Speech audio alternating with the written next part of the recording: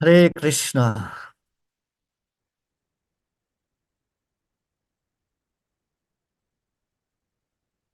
उससे भक्तों का हार्दिक स्वागत है।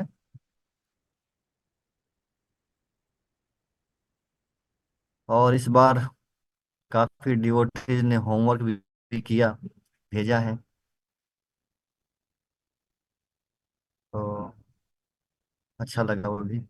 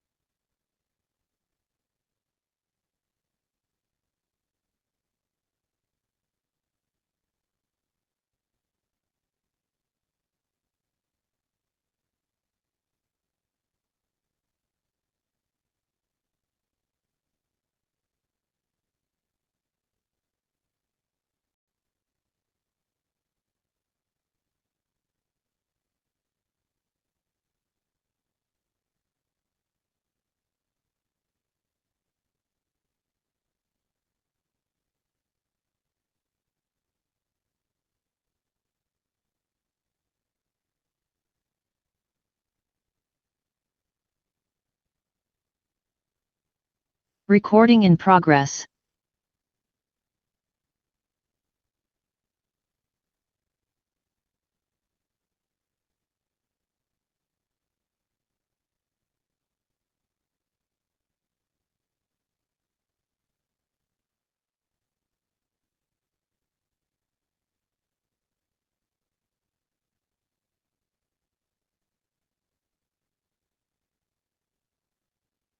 Recording stopped.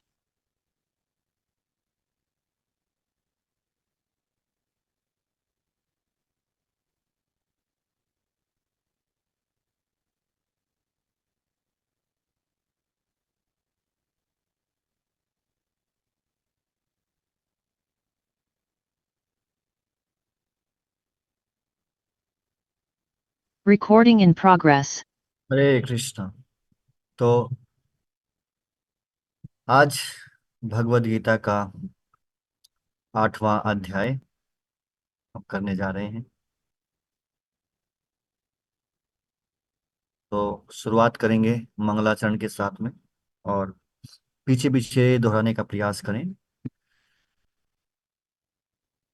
ओम अज्ञानतिमिरन्धस्य ज्ञानञ्जनशलाकया चक्षुरुन्मीलितं येन तस्मै श्रीगुरवे नमः।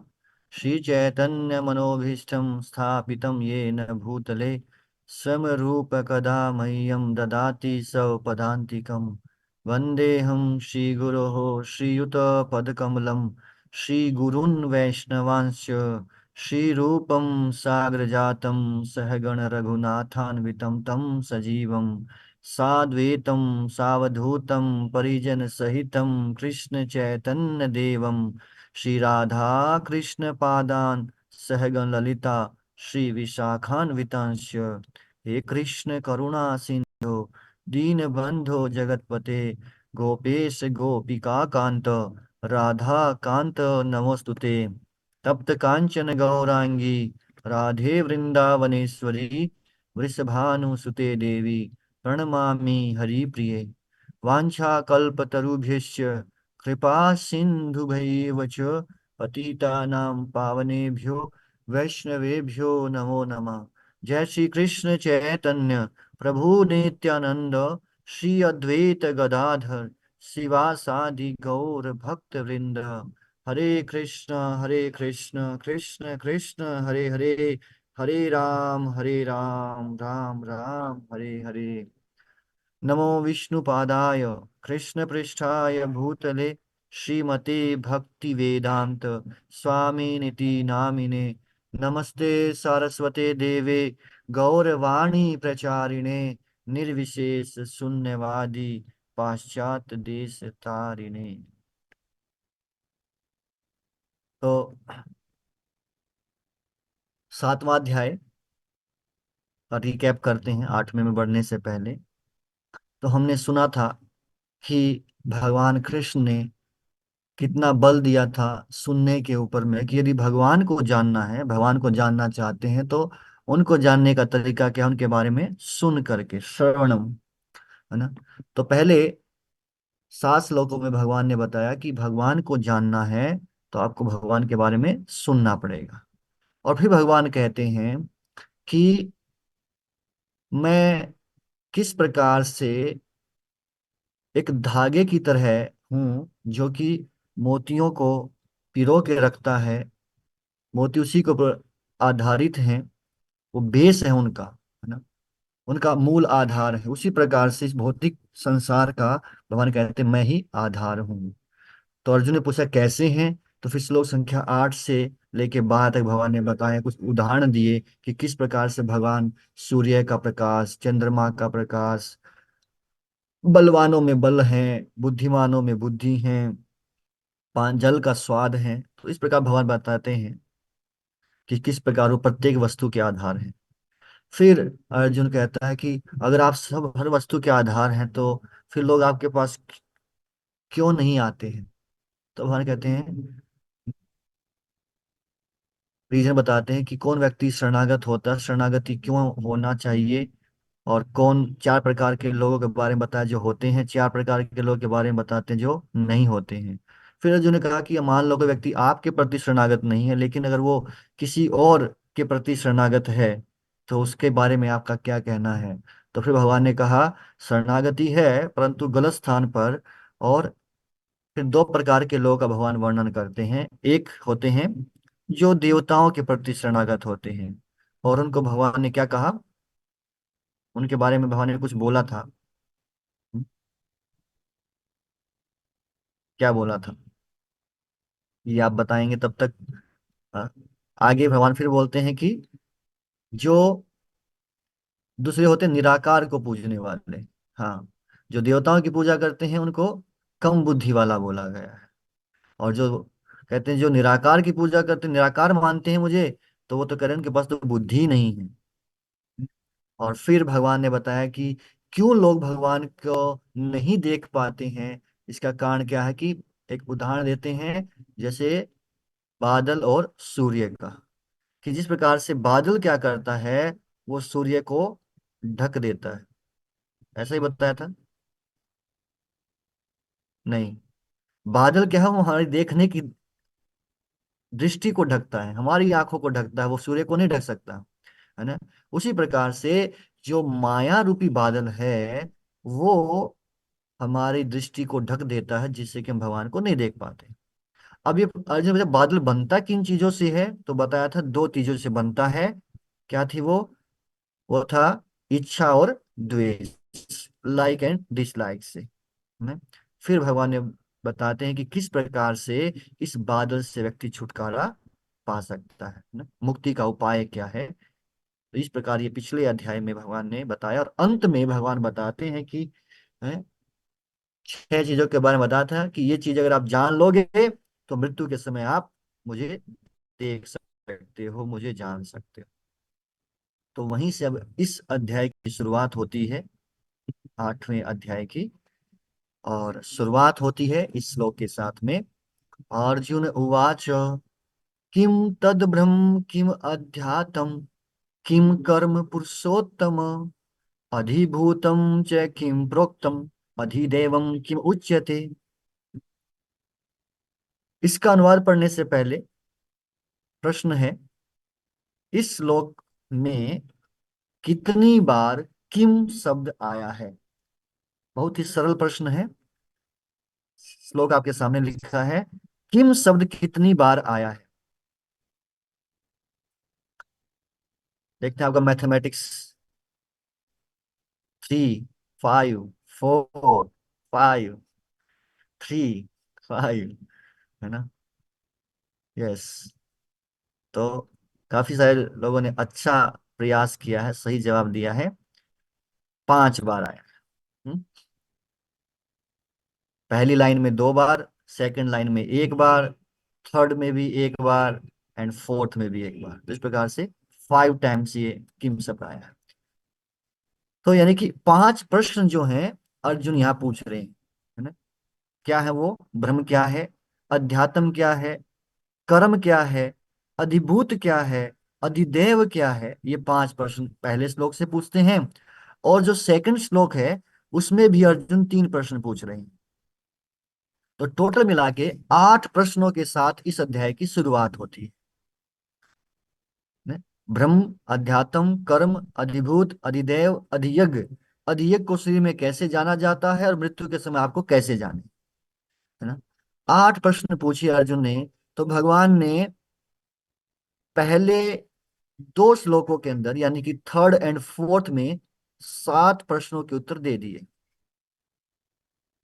प्रश्न ये है कि 8वें प्रश्न का आंसर भगवान ने कितने श्लोकों में दिया है, यानी कि श्लोक संख्या 5 से लेके 28 तक कितने श्लोकों में भगवान ने अर्जुन को ये प्रश्न का उत्तर दिया है। तब तक आप ये कैलकुलेट करिए, 5 से 28 के बीच में भगवान ने आंसर दिया है। तो अब सबसे पहले अर्जुन पूछते ब्रह्म क्या है, क्योंकि अर्जुन ने ब्रह्म शब्द जो है बहुत बार सुना है। भगवत गीता में ब्रह्म शब्द बहुत सारे श्लोकों में आया है। और जो आप येलो कलर देख रहे हैं, येलो कलर ये है कि वो श्लोक नंबर है जहाँ की ये ब्रह्म शब्द आया है ना। और ब्रह्म शब्द के कई अलग अलग स्थानों पर अलग अलग अर्थ हुए हैं। इसीलिए अर्जुन भगवान से जानना चाहते हैं कि यहाँ पर जो आपने ब्रह्म को बोला था 7वें अध्याय के अंत में, उस ब्रह्म का अर्थ क्या है ना? फिर अध्यात्म, कर्म, अधिभूत, अधिदेव, अधियज्ञ और अधियज्ञ को श्री में कैसे जाना जाता है, इन सारे प्रश्नों को अर्जुन पूछते हैं। तो आंसर 23। हाँ, मुझे यही उम्मीद थी कि ऐसा ही गलत बताएंगे ना?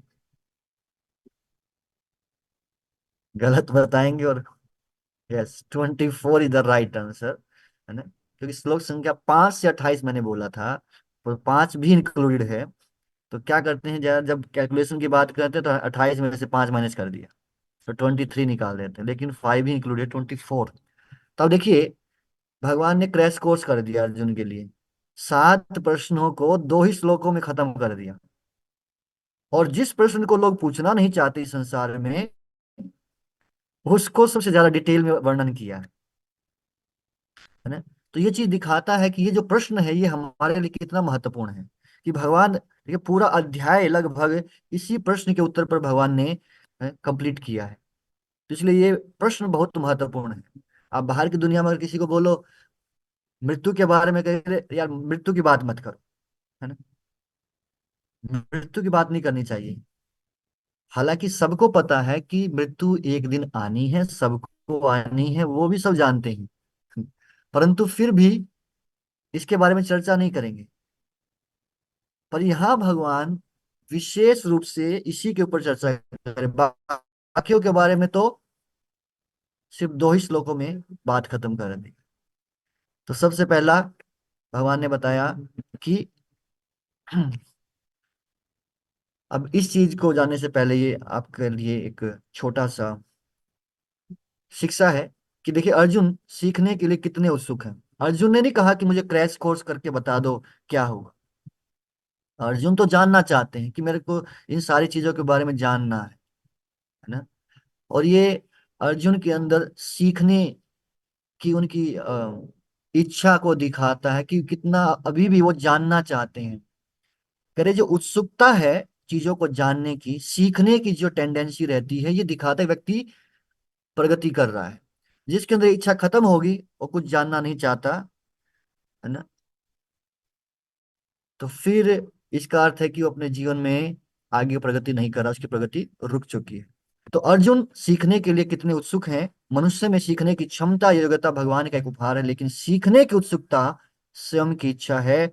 और ये इच्छा प्रगतिशील जीवन का आधार है।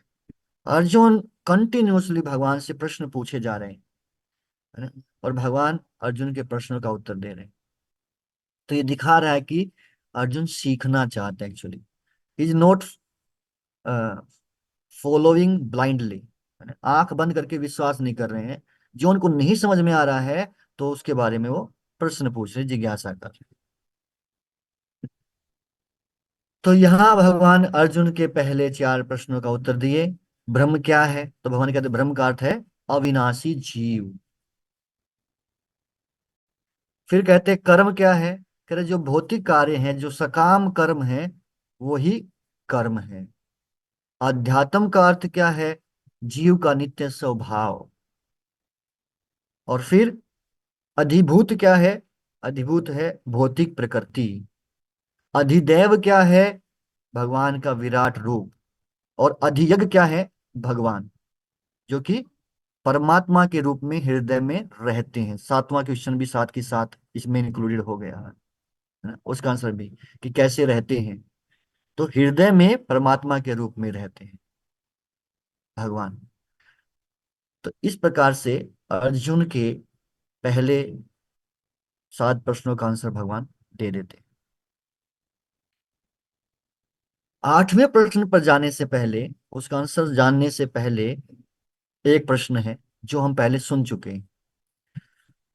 भगवत गीता चैप्टर 2, वहां हमने डिस्कस किया था कि मृत्यु क्या है और कौन मरता है। जब हम कहते हैं कि व्यक्ति की मृत्यु हो गई ना, तो इसका अर्थ क्या हुआ, और कौन मरता है। हम्म, शरीर मरता है,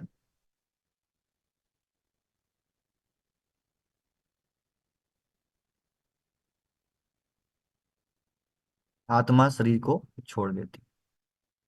यस। सो देह में परिवर्तन,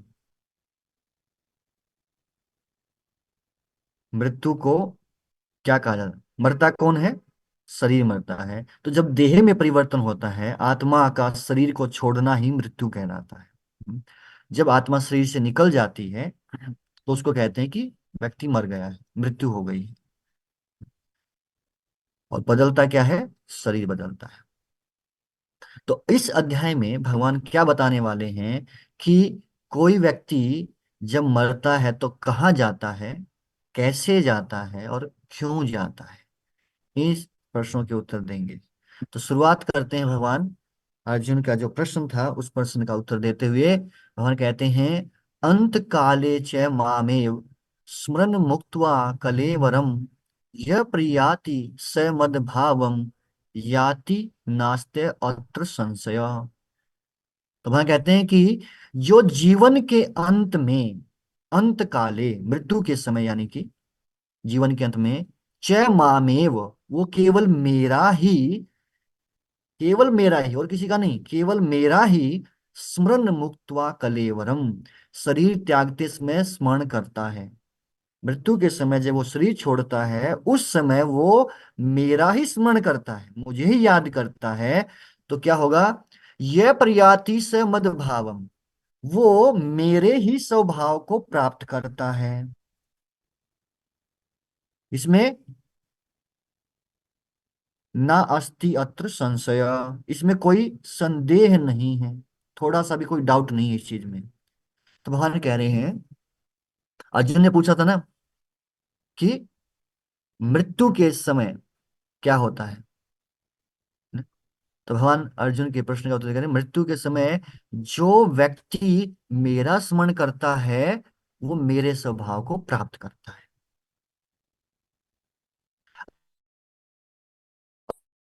और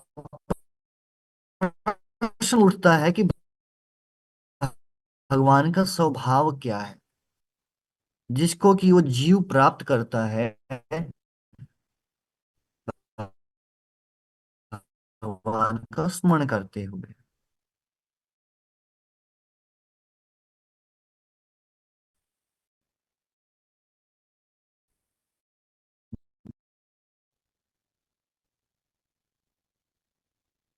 क्या है, कृष्ण का सुने हैं हम सच्चिदानंद हैं। यस, सच्चिदानंद। तो भगवान क्या है, सच्चिद आनंद विग्रह। नहीं, विग्रह शब्द महत्वपूर्ण है। हम्म?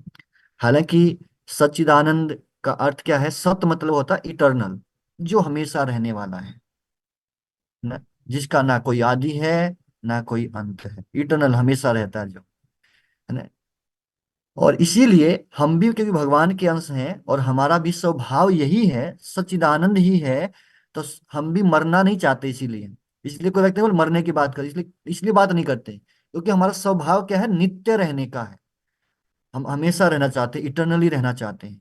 ये हमारा स्वभाव है। फिर है चित। चित का मतलब है नॉलेजेबल, ज्ञानवान, है ना। और इसीलिए व्यक्ति बहुत कुछ चीजों के बारे में जानना चाहता है, ये भी मेरे को पता होना चाहिए, ये पता होना चाहिए। स्वभाव है उसका, ये नेचुरल है उसके लिए जिज्ञासा करना।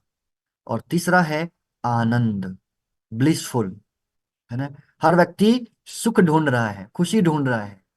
कोई व्यक्ति किसी भी कार्य को करता है, उसके पीछे उद्देश्य है, इसको करके मेरे को कुछ सुख मिलेगा, कुछ खुशी मिलेगी, कुछ आनंद मिलेगा। कोई इसलिए कार्य नहीं करता, ये करूंगा मेरे को दुख मिलेगा, मजा आ जाएगा, है ना, दुख चाहिए मुझे। हर व्यक्ति सुख चाहता है।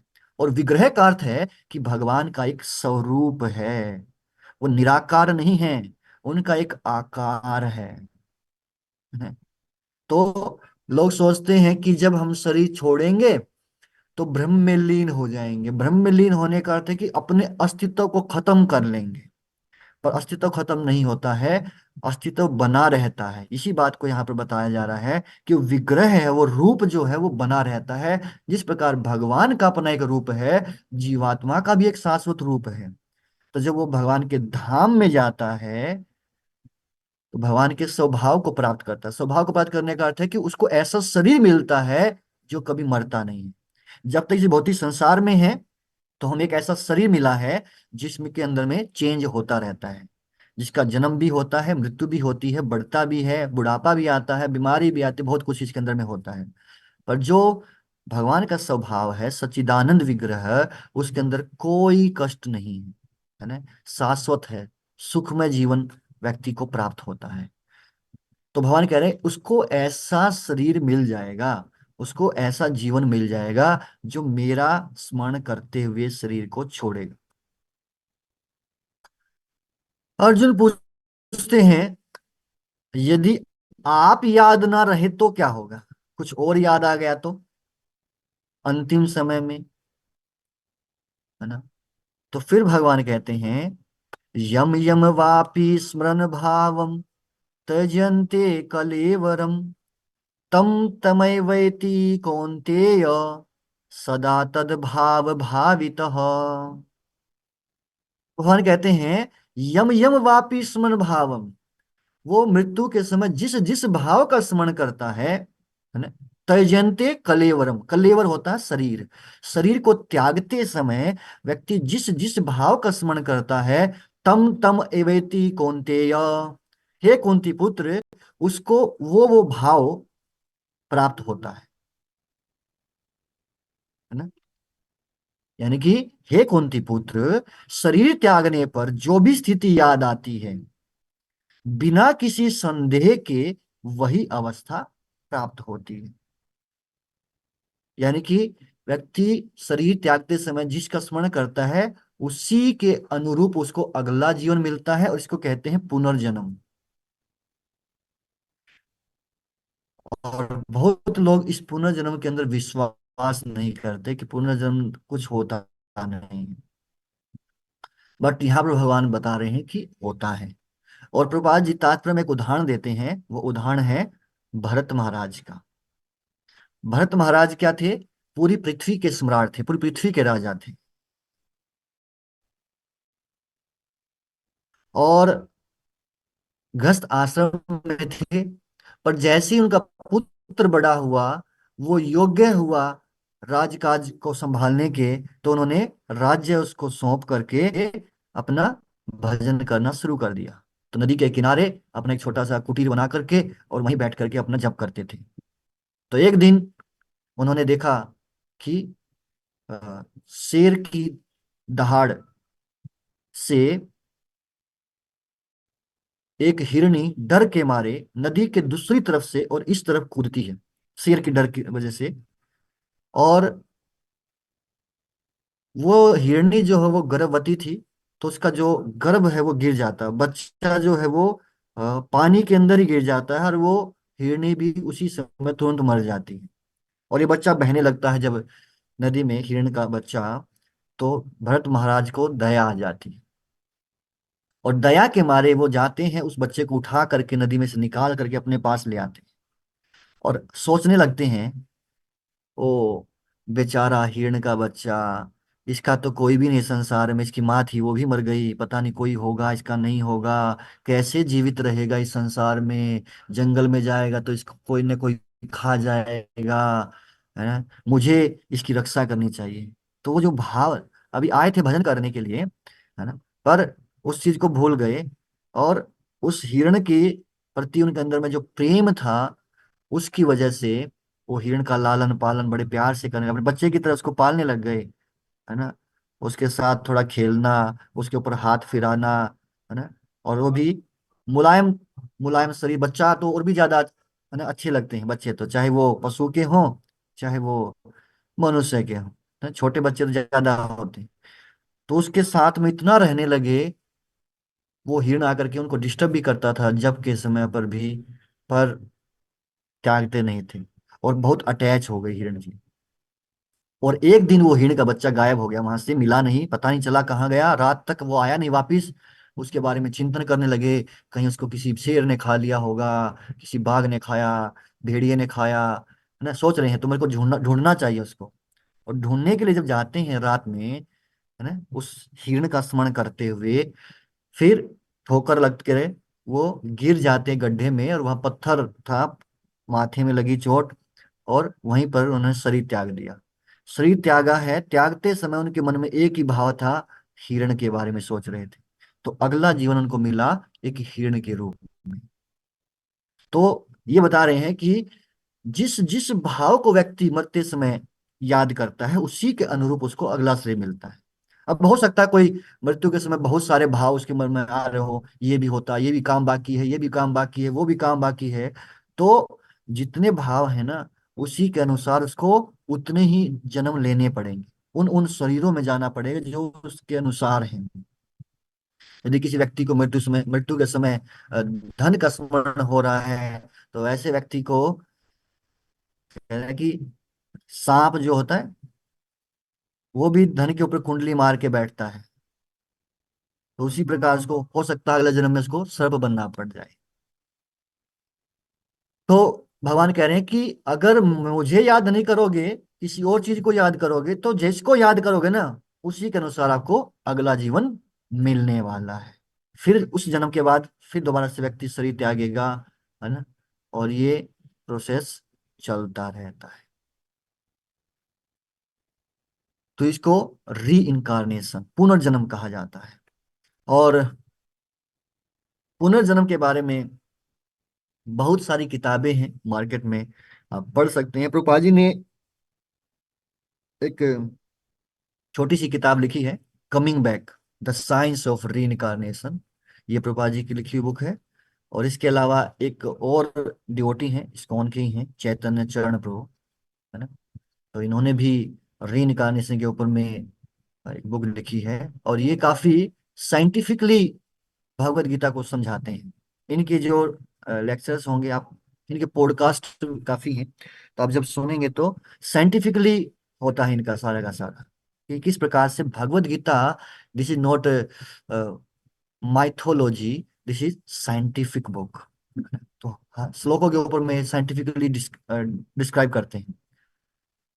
तो इन बुकों को पढ़ सकते हैं आप, अगर रीइंकार्नेशन के बारे में जानना चाहते हैं तो। और ऐसा नहीं है कि केवल आज के समय पर रीइंकार्नेशन को माना जाता है, आज से पहले भी बहुत सारे फिलोसफर्स हुए हैं, है ना, बहुत सारे नेता हुए हैं, साइंटिस्ट हुए हैं, जिन्होंने कि इस सिद्धांत को स्वीकार किया है कि मृत्यु के बाद पुनर्जन्म होता है। और इसी सीरीज में एक व्यक्ति हैं, doctor Ian Stevenson. Doctor Ian Stevenson is a professor, और इन्होंने क्या किया, एक रिसर्च किया 40 साल, अराउंड 40 इयर्स, लगभग 3,000 बच्चों की इन्होंने केस स्टडीज जो है वो नोट डाउन की हैं। जिसमें उन्होंने बताया कि ये जो बच्चे हैं आज और इनका जो पिछले जन्म में ये क्या थे, क्या उनका रिलेशन था, उसके बारे में पूरा डिटेल में बताया है इन्होंने। और ऐसा नहीं कि जब वो एक जगह से थे, अलग अलग कंट्रीज से उन बच्चों को लिया गया और उनके ऊपर में इन्होंने रिसर्च किया है। ये भी अगर आप इंटरनेट पर सर्च मारेंगे डॉक्टर इयान स्टीवेंसन के बारे में भी, तो इनका वर्क के बारे में आप पता कर सकते हैं। और इन्होंने कई सारी स्टोरीज बताई हैं किस प्रकार से ये बच्चा पिछले जन्म में क्या था, ये क्या था।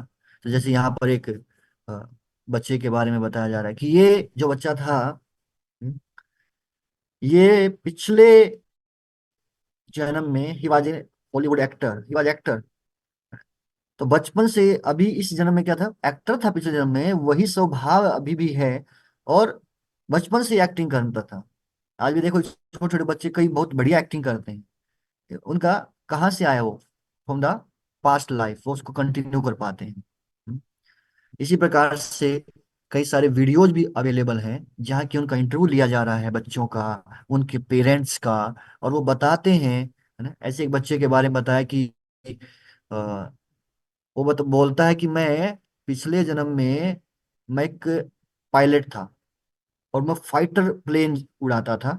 और मेरा फाइटर जो प्लेन है उसकी दुर्घटना हो गई थी, उसमें आग लग गई थी, एक्सीडेंट, और मैं उसमें मर गया था। कब की घटना थी वो भी बताता है। और फिर वो पता करते हैं कि ऐसा कुछ हुआ था क्या, इस नाम से कोई व्यक्ति था क्या। और पता चलता है कि यस, उस नाम से वो व्यक्ति था, जबकि इस बच्चे ने कहीं से सुना नहीं। और फिर जब अपने फादर के साथ में एयरपोर्ट जाता है तो बताता है कि जहाज में इस स्थान पे ये चीज होती है, इस स्थान पे ये चीज होती है, अलग अलग, जो कि नॉर्मल पैसेंजर को नहीं पता होता, उसको पता है। इसी प्रकार एक बच्चे की स्टोरी आती है कि वो अपने पेरेंट्स के साथ में ना जाता है समुद्र के किनारे, और जैसे ही समुद्र के किनारे जाता है वो रोने लग जाता है, बहुत जोर से रोता है ना। और फिर बाद में उसका पता चलता है कि पिछले जन्म में वो पानी से डूब करके मरता है, इसलिए उसको वाटर से डर लगता था, वाटर फोबिया, है ना।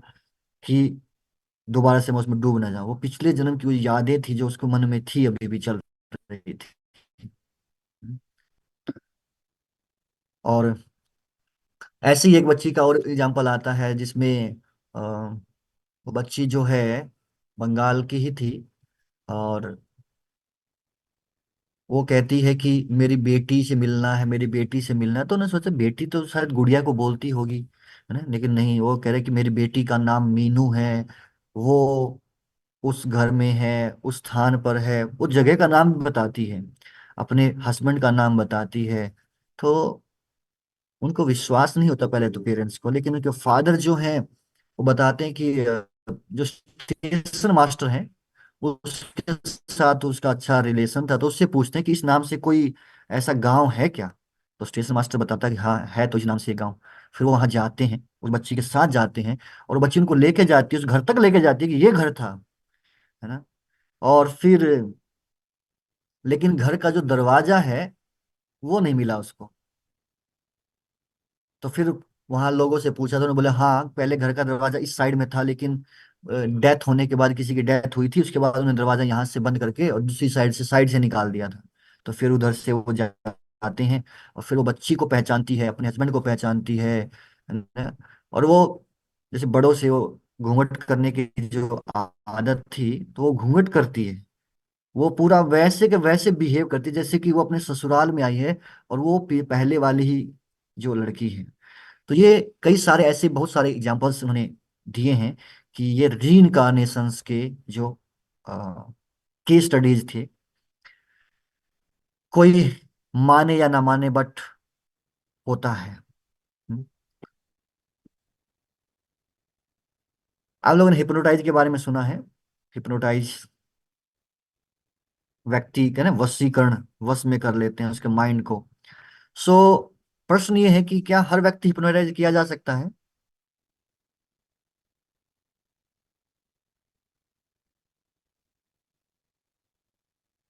नहीं, नहीं, नो। ओके। तो सभी का यही कहना है कि हर व्यक्ति हिप्नोटाइज नहीं किया जा सकता। That is right. कितने लोग हो सकते हैं? अराउंड 10% लोग जो हैं लगभग वो हिप्नोटाइज हो सकते हैं। और जितने हिप्नोटाइज होते हैं उसके 90% लोग जो हैं वो याद कर पाते हैं। कई बार हिप्नोटाइज को लोग इसलिए भी यूज करते हैं उसकी बैक लाइफ में जाने के लिए, प्रीवियस लाइफ में जाने के लिए, पता करने के लिए कौन था ये, है ना। तो हिप्नोटाइज का यूज इसलिए भी किया जाता है। तो हर व्यक्ति उस चीज को, लेकिन वो बता पाते हैं, काफी लोग बता पाते हैं कि हम कौन थे, है ना। हमारे, आप लोगों ने शायद मूवीज वगैरह में भी या टीवी सीरीज वगैरह में भी ये चीज देखा होगा कि व्यक्ति की प्रीवियस लाइफ में जाया जाता है, पूछा जाता है, उसके बारे में प्रश्न पूछे जाते हैं, है ना। तो लोगों को लगता है कि वो तो सिर्फ एक माइथोलॉजी है, सिर्फ दिखाने के लिए है, बट दिस इज रियलिटी। अब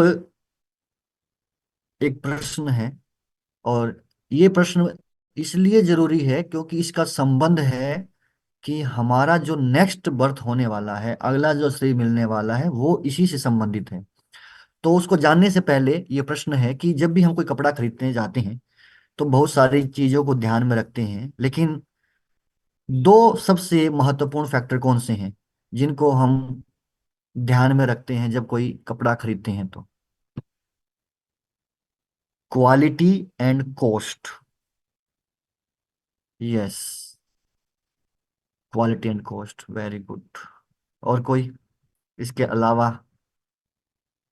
सब क्वालिटी और कॉस्ट देखते हैं, कलर एंड साइज देखते हैं, या साइज। ओके, मान लो क्वालिटी बढ़िया है लेकिन, है ना, कॉस्ट हमारे बजट में अगर वो नहीं है तो हम उसको नहीं ले पाएंगे।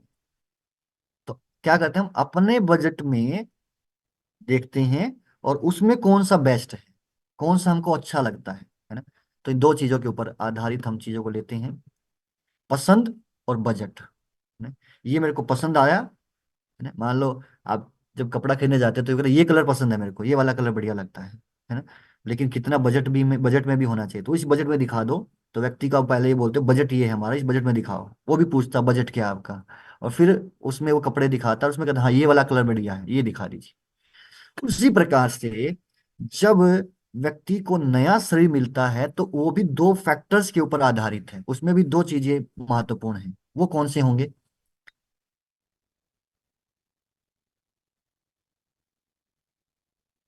शरीर जब नया मिलेगा तो वो भी किसी न किसी चीज के ऊपर आधारित है। दो फैक्टर्स कौन से हैं वो जानते हैं? कर्म, यस, और थॉट, एम। हम्म, भक्ति, ओके, कर्म and desire, yes. So this is the right answer. इच्छा और कर्म, यानी कि कर्म क्या है, वो हमारा बजट की तरह है ना भैया। हमारा बजट इतना है तो हमारे कर्म भी ऐसे होने चाहिए, और उसी के अनुसार जो हमारी डिजायर है तो वो फुलफिल हो जाएगी ना। अब मान लो व्यक्ति की इच्छा हो कि अंबानी बनना है भैया, लेकिन भाई वैसे कर्म भी तो होने चाहिए ना। खाली इच्छा से नहीं होगा, वो कर्म भी तो होने, वो बजट भी तो आपका उतना होना चाहिए। जब वो बजट हो जाएगा तो फिर आपका वो इच्छा पूरी हो जाएगी, और नहीं है तो फिर नहीं होगा। तब तक फिर दूसरी इच्छा होगी, जब तक उतने बजट आपका इकट्ठा नहीं हो जाता, इतने पैसे आप इकट्ठे नहीं कर लेते हैं, इतने कर्म आप इकट्ठे नहीं कर लेते, है ना। सो नया कपड़ा खरीदने के लिए दो फैक्टर हैं, पसंद और बजट। उसी प्रकार से नया शरीर प्राप्त करने के लिए भी दो फैक्टर हैं, इच्छा और कर्म। तो इच्छा हमारी पसंद की तरह है और कर्म हमारा बजट की तरह है।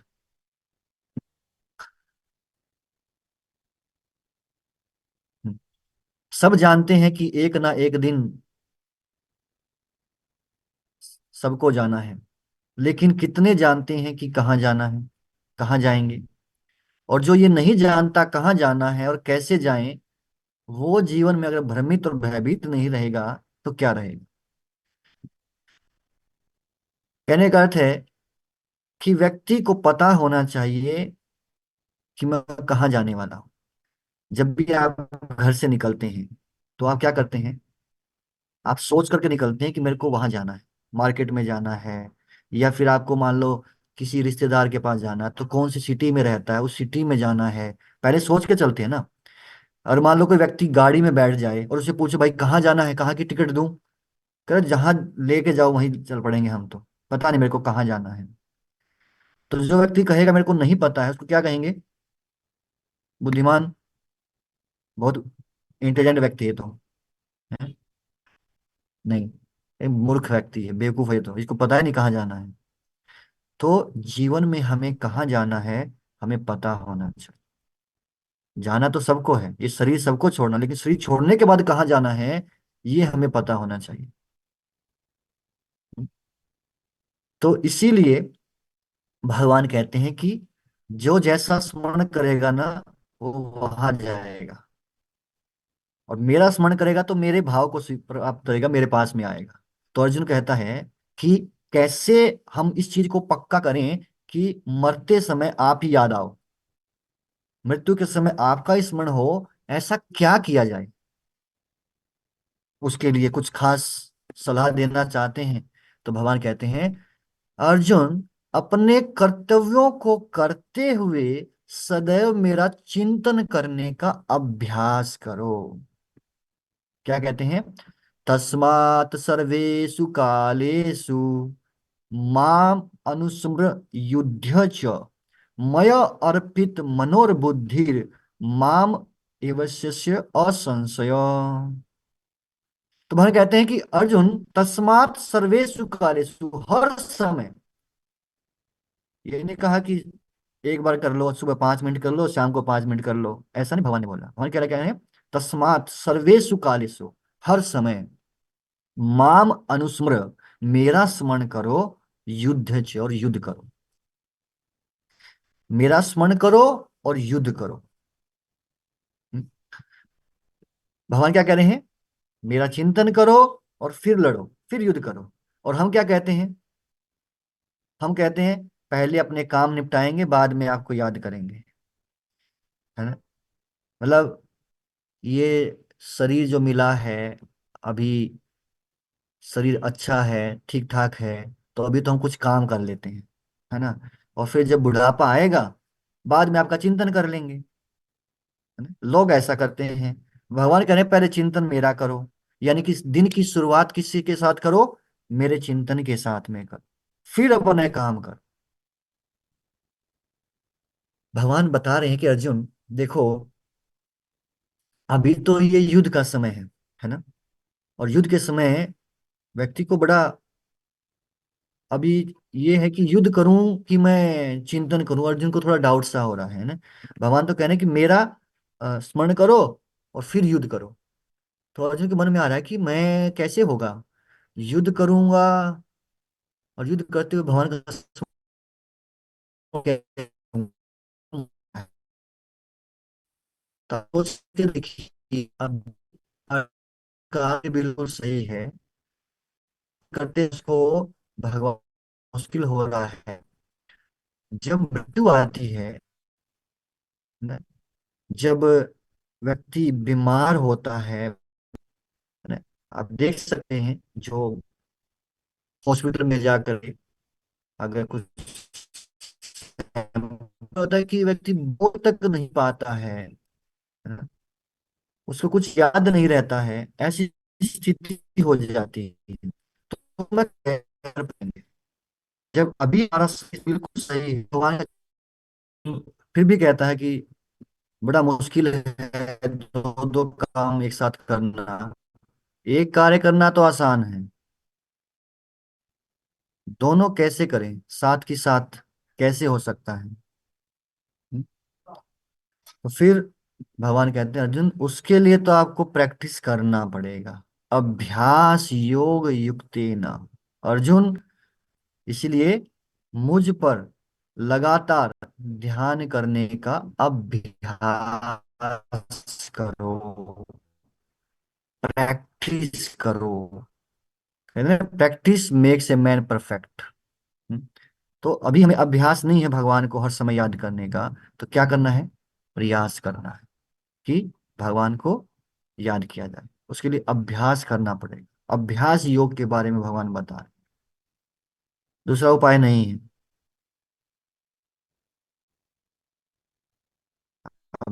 अभ्यास करना ही पड़ेगा। कोई व्यक्ति सोचता है कि तो मुझ मेरे स्वभाव को प्राप्त कर लोगे तो हम पूरा जिंदगी क्यों करना है, लास्ट में कर लेंगे जब मृत्यु आएगी। तो इतना आसान नहीं है मृत्यु के समय स्मरण करना, यही बता रहे हैं। जिसने पूरा जीवन अभ्यास नहीं किया वो अंत समय में कैसे कर लेगा। है ना, ये तो वैसे ही हो गया कि पूरा साल पढ़ाई नहीं किया, कभी किताब खोल के नहीं देखा, और जब एग्जाम में आए तो कह रहे मेरे को याद आ जाएगा, एग्जाम के टाइम में याद कर लेंगे। तो याद तो तब करोगे जब आपने उसको पढ़ा होगा। इसलिए भगवान कह रहे अभ्यास करना पड़ेगा। ध्यान करो, मेरा ऊपर ध्यान करने का अभ्यास करो। और फिर भगवान ध्यान करने के 9 तरीके बताते हैं, श्लोक संख्या 10 से लेकर 13 तक। ये भगवान उन लोगों के लिए बता रहे हैं जो जिनको लगता है कि ध्यान योग जो है उनके लिए आसान है। क्योंकि भगवत गीता जो है वो एक योग ग्रंथ है ना। इसमें भगवान हर प्रकार के योगी के लिए अ, सुविधा देते हैं उनको प्राप्त करने की। चाहे कोई ज्ञान योगी है, भक्ति योगी है, ध्यान योगी है, चाहे कर्म योगी है, चाहे वो कैसा भी है, तो हर एक को अवसर मिलना चाहिए भगवान को प्राप्त करने का। इसलिए भगवान पहले यहाँ पर अर्जुन को अ, ध्यान योगी के बारे में बताते हैं। कैसे जो ध्यान योगी हैं, जो अष्टांग योग विधि का पालन करते हैं, या जो कुंडलिनी कुंडलिनी चक्र जागृत करने का जो अभ्यास से भगवान को प्राप्त कर सकता है। हम्म? तो यहाँ भगवान बताते हैं कि षट चक्र योग क्या है, उसके लिए क्या आवश्यकता है, कैसे इसको किया जाए, और उसको करने वाले को क्या गंतव्य प्राप्त होगा, क्या मिलने वाला, कहाँ पहुंचेगा वो, नेक्स्ट बर्थ कहाँ जाएगा उसका। है ना। और ऐसे लोग क्या करते हैं, ओम ओम के ऊपर में ध्यान करते हैं, ओम का उच्चारण करते हैं। और आगे हम सुनेंगे 10वें अध्याय में जहाँ भगवान बताएंगे कि ध्वनि में मैं ओमकार हूं। तो ओम भी भगवान कह रहे मैं ही हूं। लेकिन कुछ अंतर आता है। जो लोग ओम का उच्चारण करते हैं उनकी डेस्टिनेशन में, और जो लोग भक्ति योग को अभ्यास करते हैं उनकी डेस्टिनेशन में, वो हम आगे बताएंगे थोड़ा।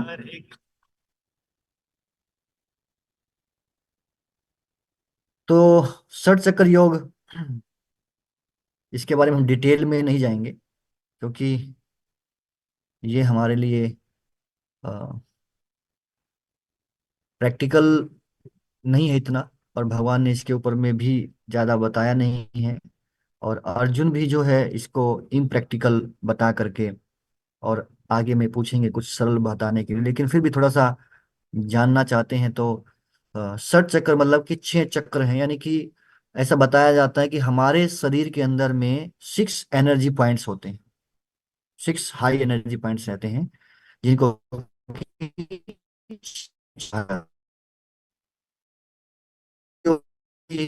लोग का पालन करने हैं। वो क्या हैं कि सबसे पहले प्राणायाम के द्वारा प्राणायाम का अभ्यास करते हैं, और अपने प्राण वायु को नियंत्रित करते, कंट्रोल करते हैं। और फिर वो अभ्यास के द्वारा, प्रैक्टिस के द्वारा एक से दूसरे चक्कर में ऊपर उस प्राण वायु को लेके जाते हैं और वहां पर उसको स्थापित करते हैं ना। तो सबसे पहला जो चक्र है वो मूलाधार चक्र। ये व्यक्ति अपनी प्राणवायु को धीरे धीरे ऊपर स्वादिष्ठान चक्र तक लेके जाता है, फिर मणिपुर, फिर विशुद्ध अनाह विशुद्ध, फिर आज्ञा चक्र। तो यहाँ आज्ञा चक्र तक ले जाकर के अपनी प्राणवायु को वहां पे स्थापित करता है। फिर उसके बाद क्या करता है, वो जिस लोक में जाना चाहता है, और ये जो ब्रह्मरंध्र है, ब्रह्मरंध्र वो गेट है, ये चक्र नहीं है। इस 7वां आपको दिखाई दे रहा है, इसलिए कंफ्यूज नहीं होना कि लिखा तो 6 चक्कर है, बता रहे हैं 7वां। ये 7वां कोई चक्कर नहीं है, this is the opening gate. इस गेट से जो है प्राणवायु निकलती है। और जिस लोक में योगी जाना चाहता है वो जाता है, चला जाता है न? और ब्रह्मरंध्र जो है ये हमारे ऊपर में होता है, एक बिल्कुल सॉफ्ट हिस्सा रहता है ऊपर में, सिर के ऊपर में बहुत, बाकी हिस्से से वो सॉफ्ट रहता है। जब छोटा बच्चा जन्म लेता है तो तब देखना उसको बड़ा आसान हो जाता है, धीरे धीरे तो थोड़ा हार्ड हो जाता है, लेकिन उस समय आप देखोगे तो बिल्कुल ऊपर में सेंटर की तरफ में ही एक हल्का सा बहुत सॉफ्ट कॉर्नर रहता है। तो ये क्या है, यही वो ब्रह्मरंध्र है जहां से आत्मा का, वो जो योगी हैं अपनी आत्मा को बाहर निकालते हैं शरीर से, है ना। और इसको करने के लिए कई बार होता है कि व्यक्ति ऊपर अपनी प्राणवायु को लेके जाता है लेकिन वो नीचे भी आ सकती है। तो ये अभ्यास करना पड़ता है, बहुत लंबे समय तक अभ्यास करना पड़ता है। तो सबसे पहले तो अपने मन को कंट्रोल करना मुश्किल है, उसके बाद कह रहे हैं हम प्राण वायु को नियंत्रित करेंगे, फिर उसको धीरे धीरे ऊपर लेके जाएंगे। तो क्या ये प्रोसेस इतना आसान है कि हम हर कोई कर पाए? नहीं, है ना, इतना आसान नहीं है ये प्रोसेस। तो इसीलिए अर्जुन भी कहता है बहुत तकनीकी है ये, तो बहुत डिफिकल्ट बताया आपने, क्या कुछ सरल उपाय नहीं है क्या? आ- आ- आपको हमेशा स्मरण कर पाए इसके लिए अभ्यास करने के लिए आपने बोला है, लेकिन कुछ सरल उपाय है तो वो बताइए। तो भाई कहते हैं हाँ अर्जुन, सरल है। क्या है वो? अनन्य चेतः सततम, हमेशा अनन्य भाव से मेरा चिंतन करो, मेरा स्मरण करो।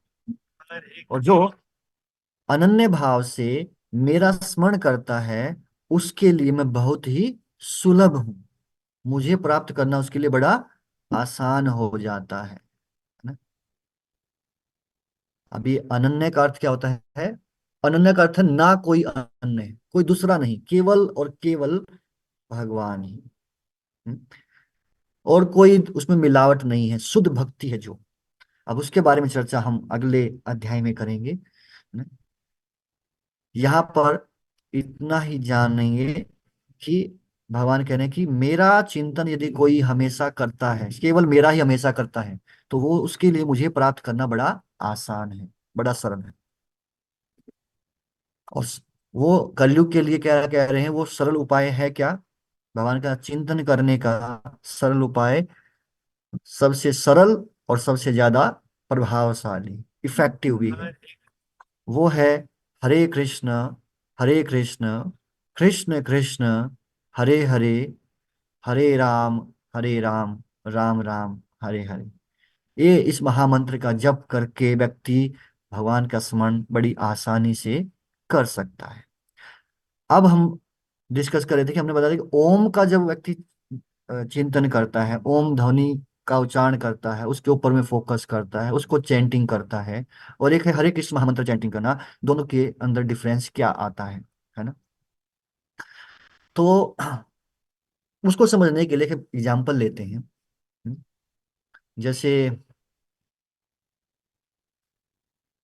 आप किसी दोस्त के पास जाते हैं या किसी और जगह पे जाते हैं, तो आपको वहाँ का रास्ता मालूम नहीं है, तो आप क्या करते हैं, उस व्यक्ति को बोलते हैं कि भाई आप मेरे को लोकेशन भेज दो, लोकेशन व्हाट्सएप कर दो, है ना। और फिर जब वो व्यक्ति लोकेशन भेज देता है तो आप क्या करते हैं, अपना मोबाइल से उस लोकेशन को ऑन करते हैं, और उसके बाद सिर्फ गाड़ी ड्राइव किया, सोचना नहीं पड़ता, सिंपल ड्राइव करके उस लोकेशन तक चले जाते हैं, है ना। उस लोकेशन के बारे में कुछ पता नहीं है लेकिन कोई दिक्कत नहीं है, हमें वो लोकेशन मिल गई है, ये लोकेशन है हमारी, यानी कि गाड़ी भी हमारे पास है, लोकेशन भी हमारे पास है, तो चल दिए बिना किसी चिंता के। परंतु यदि आपके पास बटन वाला फोन है, आपके पास लोकेशन नहीं है, भेजा नहीं है, गाड़ी है आपके पास में, तो आपको क्या करना पड़ता है, पूछना पड़ता है, उस जगह के बारे में सोचना पड़ता है। यार इतने किलोमीटर जाना है, वहां जाऊंगा, व्यक्ति बताएगा कि भाई वहां से आप सीधा ले लेना, लेफ्ट ले लेना, फिर वहां से राइट ले लेना, ऐसे ऐसे करके थोड़ा समझाने की कोशिश करता है। यानी कि आपके पास क्या है, लोकेशन नहीं है, आप लोकेशन का चिंतन कर रहे हो कि अच्छा मेरे को वहां से सीधा जाएंगे, फिर वहां से लेफ्ट लूंगा, फिर वहां से आगे से राइट लेना है, ये करना है वो करना है ना। तो कहने का अर्थ क्या है कि जब हम ओम का उच्चारण करते हैं, तो ओम का उच्चारण जो योगी करते हैं, उनसे क्या है कि उनको गाड़ी मिल गई है मतलब। लेकिन जिस जगह जाना चाहते हैं, जिस लोक में जाना चाहते हैं, उस लोक के बारे में उनको चिंतन करना पड़ता है। यदि कोई व्यक्ति स्वर्गलोक में जाना चाहता है तो स्वर्गलोक का चिंतन करेगा, और ओम ध्वनि का उच्चारण करके, ओम का उच्चारण करके वो स्वर्गलोक तक पहुंच जाएगा। यदि वो ओम का उच्चारण करके वैकुंठ तक जाना चाहता है तो वहां भी चला जाएगा, वहां भी जा सकता है, लेकिन उसको वैकुंठ का चिंतन करना पड़ेगा। मतलब जिस स्थान पे जाना चाहता है, जिस लोक में जाना चाहता है, वहां का चिंतन करना पड़ता है। पर जब हरे कृष्ण महामंत्र जप कर रहे हैं, इसका मतलब है गाड़ी भी आपके पास है, लोकेशन भी है। लोकेशन क्या है? कृष्ण के पास जाना है ना। This is clear. तो यहाँ ज्यादा सोचने नहीं पड़ता है, कोई चिंतन ज्यादा नहीं करना है, केवल हरे कृष्ण महामंत्र बोलना है और सुनना है। इसलिए कह रहे हैं कि ये जो विधि है, ये सरल है और कोई भी कर सकता है, उसको कोई ज्यादा जरूरत नहीं है। उस लोक के बारे में इंफॉर्मेशन होनी चाहिए, ज्यादा बुद्धिमान होना चाहिए, पढ़ा लिखा होना चाहिए। कोई बच्चा भी और बूढ़ा व्यक्ति भी, है ना, कोई भी कर सकता है। इसलिए this is the easy and most effective method किसका? हमेशा भगवान का स्मरण करने का। सो यहां से एक और शिक्षा, कि जिस प्रकार जीवन जीना एक कला है और हम उस कला को भगवत गीता से सीखते हैं, वैसे ही मरना भी एक कला है और उसे भी हम भगवत गीता से सीखना चाहिए। जो इस कला को सीख जाता है वो अभय हो जाता है, यानी कि भय से मुक्त हो जाता है।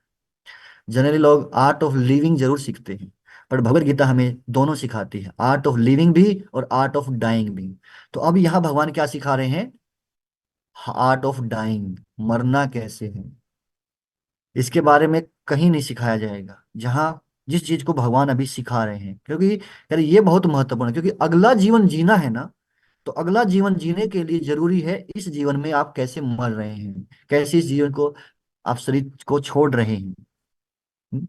तो art of dying is also important. तो इसलिए भगवान यहाँ पर दोनों सिखाते हैं, आर्ट ऑफ लिविंग भी सिखाया और आर्ट ऑफ डाइंग भी सिखा रहे हैं।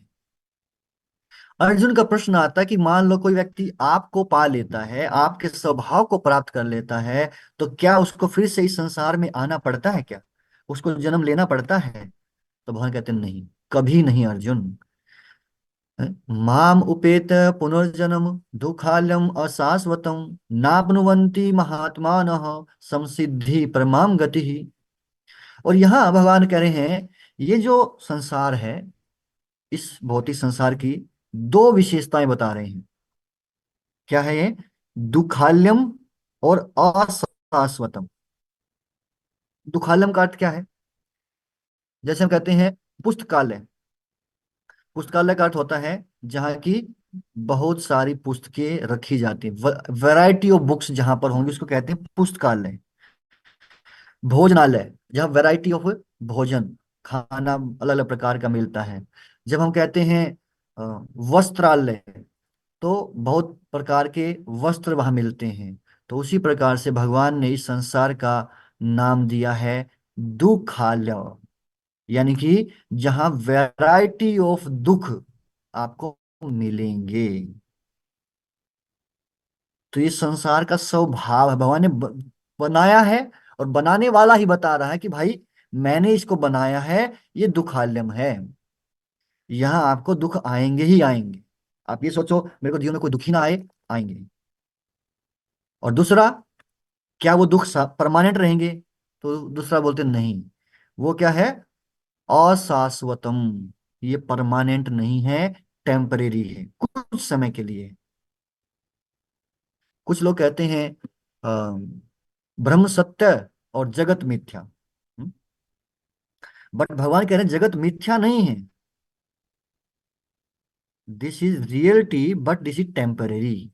ये कुछ समय के लिए है, ये मिथ्या नहीं है, बट टेम्परेरी है। और जो महात्मा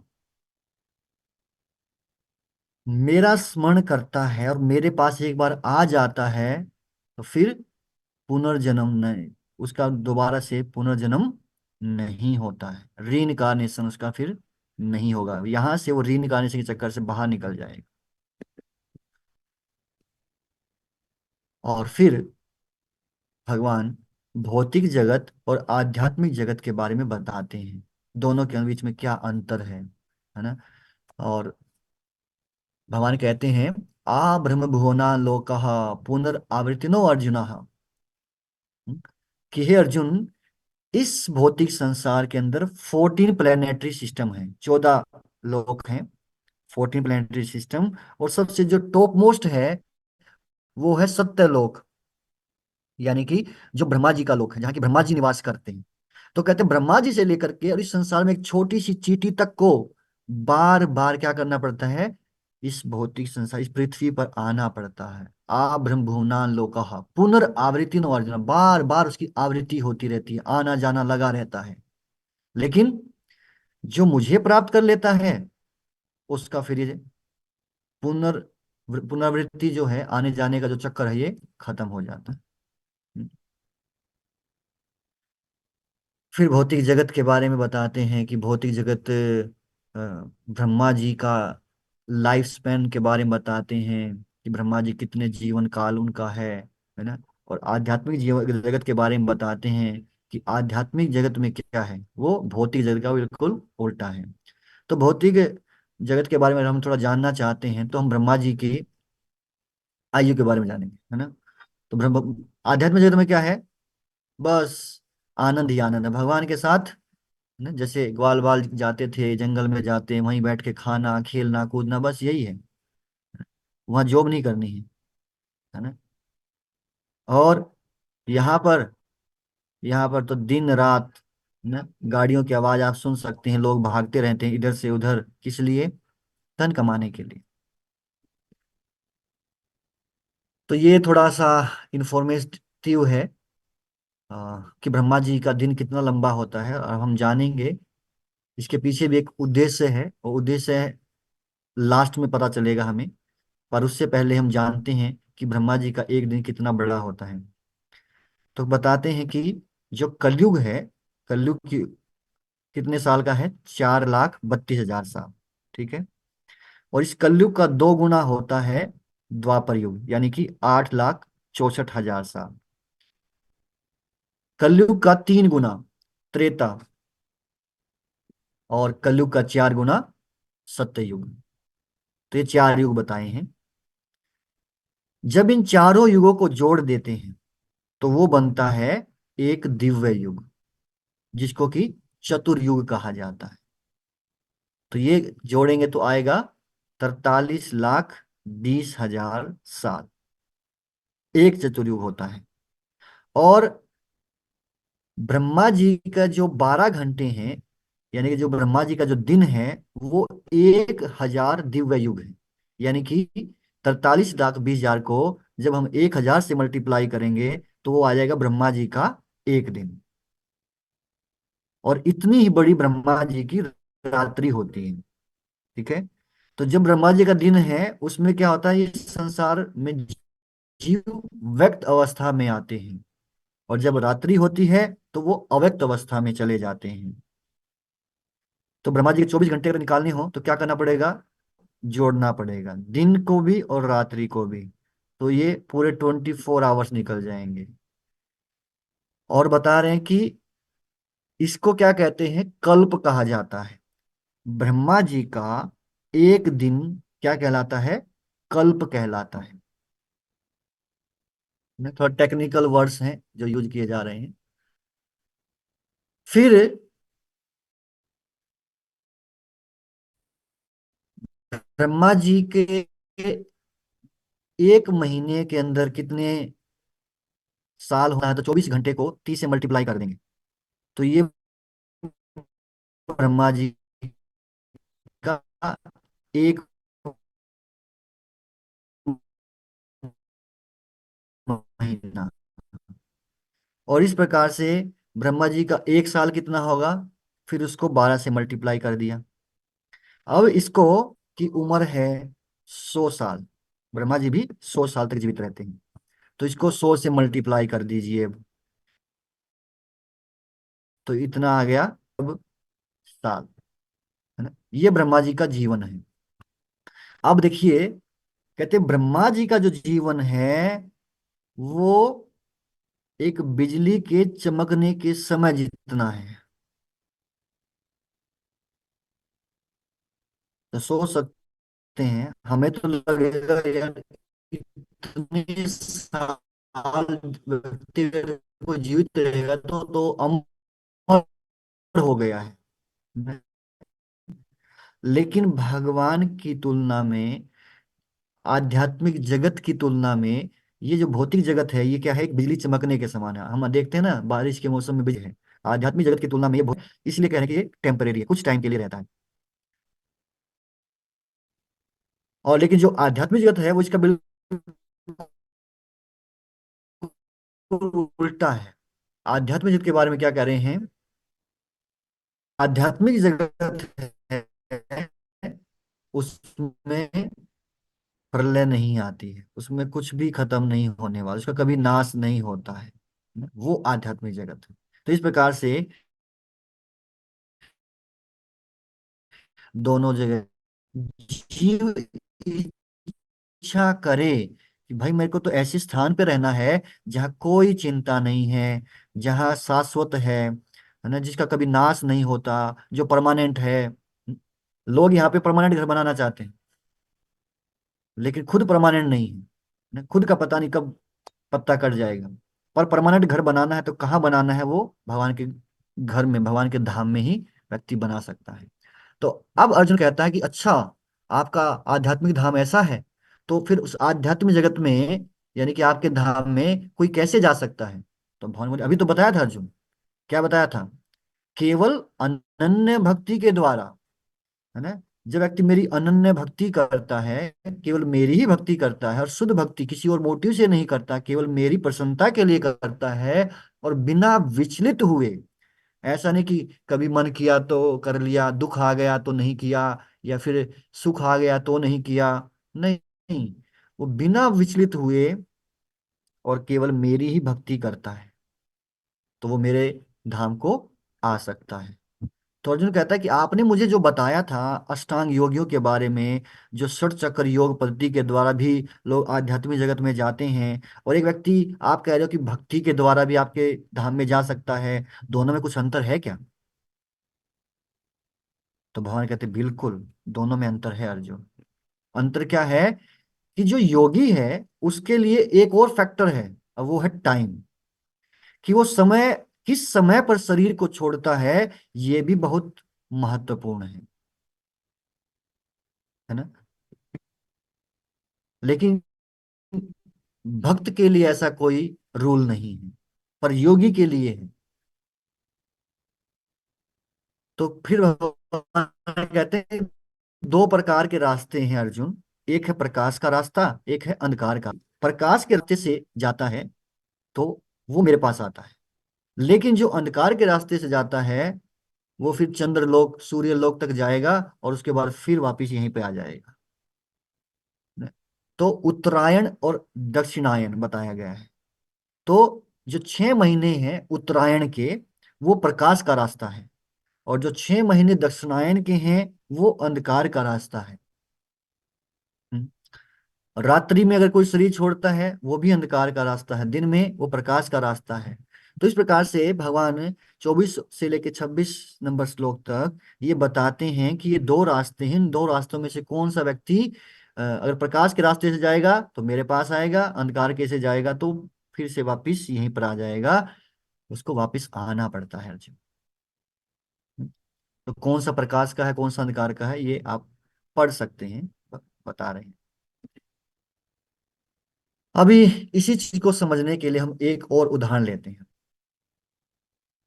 आप में से कई लोगों ने हवाई जहाज में यात्रा की भी होगी, या कम से कम हवाई जहाज के बारे में सुना होगा, मूवीज में देखा होगा, पढ़ा होगा। तो क्या जितने भी हवाई जहाज होते हैं वो एक ही ऊंचाई पर और एक ही समय पर उड़ते हैं? जाहिर सी बात है ना?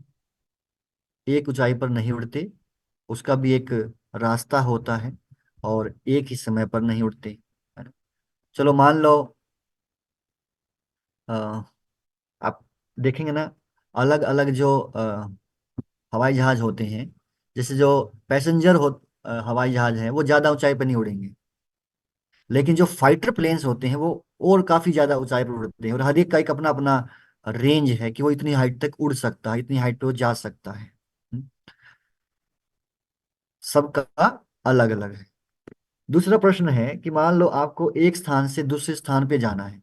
जैसे मान लो यहाँ पे बता कि मुंबई से आपको जापान जाना है, टोक्यो में जाना है। तो आप किसी भी समय फ्लाइट ले सकते हैं क्या, वहां से वहां जाने के लिए, मुंबई से टोक्यो जाने के लिए? क्या ये किसी भी समय आप फ्लाइट ले सकते हैं? ऑलवेज आपको फ्लाइट अवेलेबल है? नहीं, है ना? ऐसा तो नहीं कि आप पहुंचे एयरपोर्ट पे और बोले मेरे को जाना है, फटाफट तैयार करो, चलाओ इसको अभी, है ना? ऐसा नहीं है। वो एक समय है, एक निर्धारित समय है ना? जिस प्रकार से योगी के लिए बताया ना कि एक निर्धारित समय है, उस समय पर अगर वो शरीर छोड़ेगा तो ही जाएगा। तो उसी प्रकार से फ्लाइट एक स्थिति से दूसरी सिटी जाने का एक टाइम निर्धारित होता है भैया। इस ये फ्लाइट जो है इतने बजे उड़ेगी, तो उस समय व्यक्ति अगर उस फ्लाइट में बैठेगा तो पहुंचेगा, है ना? तो एक निर्धारित समय होता है। इनको कौन जानता है, कौन है ये जो फोटो में आपको दिखाई दे रहे हैं?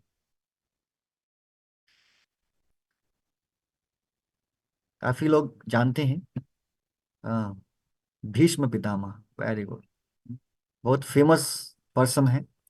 तो अब भीष्म पितामह ने भी क्या किया था, इन्होंने भी उत्तरायण की प्रतीक्षा की थी। हालांकि इनको इच्छा मृत्यु का वरदान प्राप्त था कि जब चाहे ये शरीर छोड़ सकते, अगर ये मरना नहीं चाहते तो इलाज भी करवा सकते थे अपना, लेकिन उन्होंने कहा कि मेरे को उस समय सूर्य दक्षिणायन में था, इसलिए इन्होंने शरीर नहीं छोड़ा। इन्होंने वेट किया कि सूर्य ऐसे, Recording in क्योंकि progress. भक्ति करने से आपको बाकी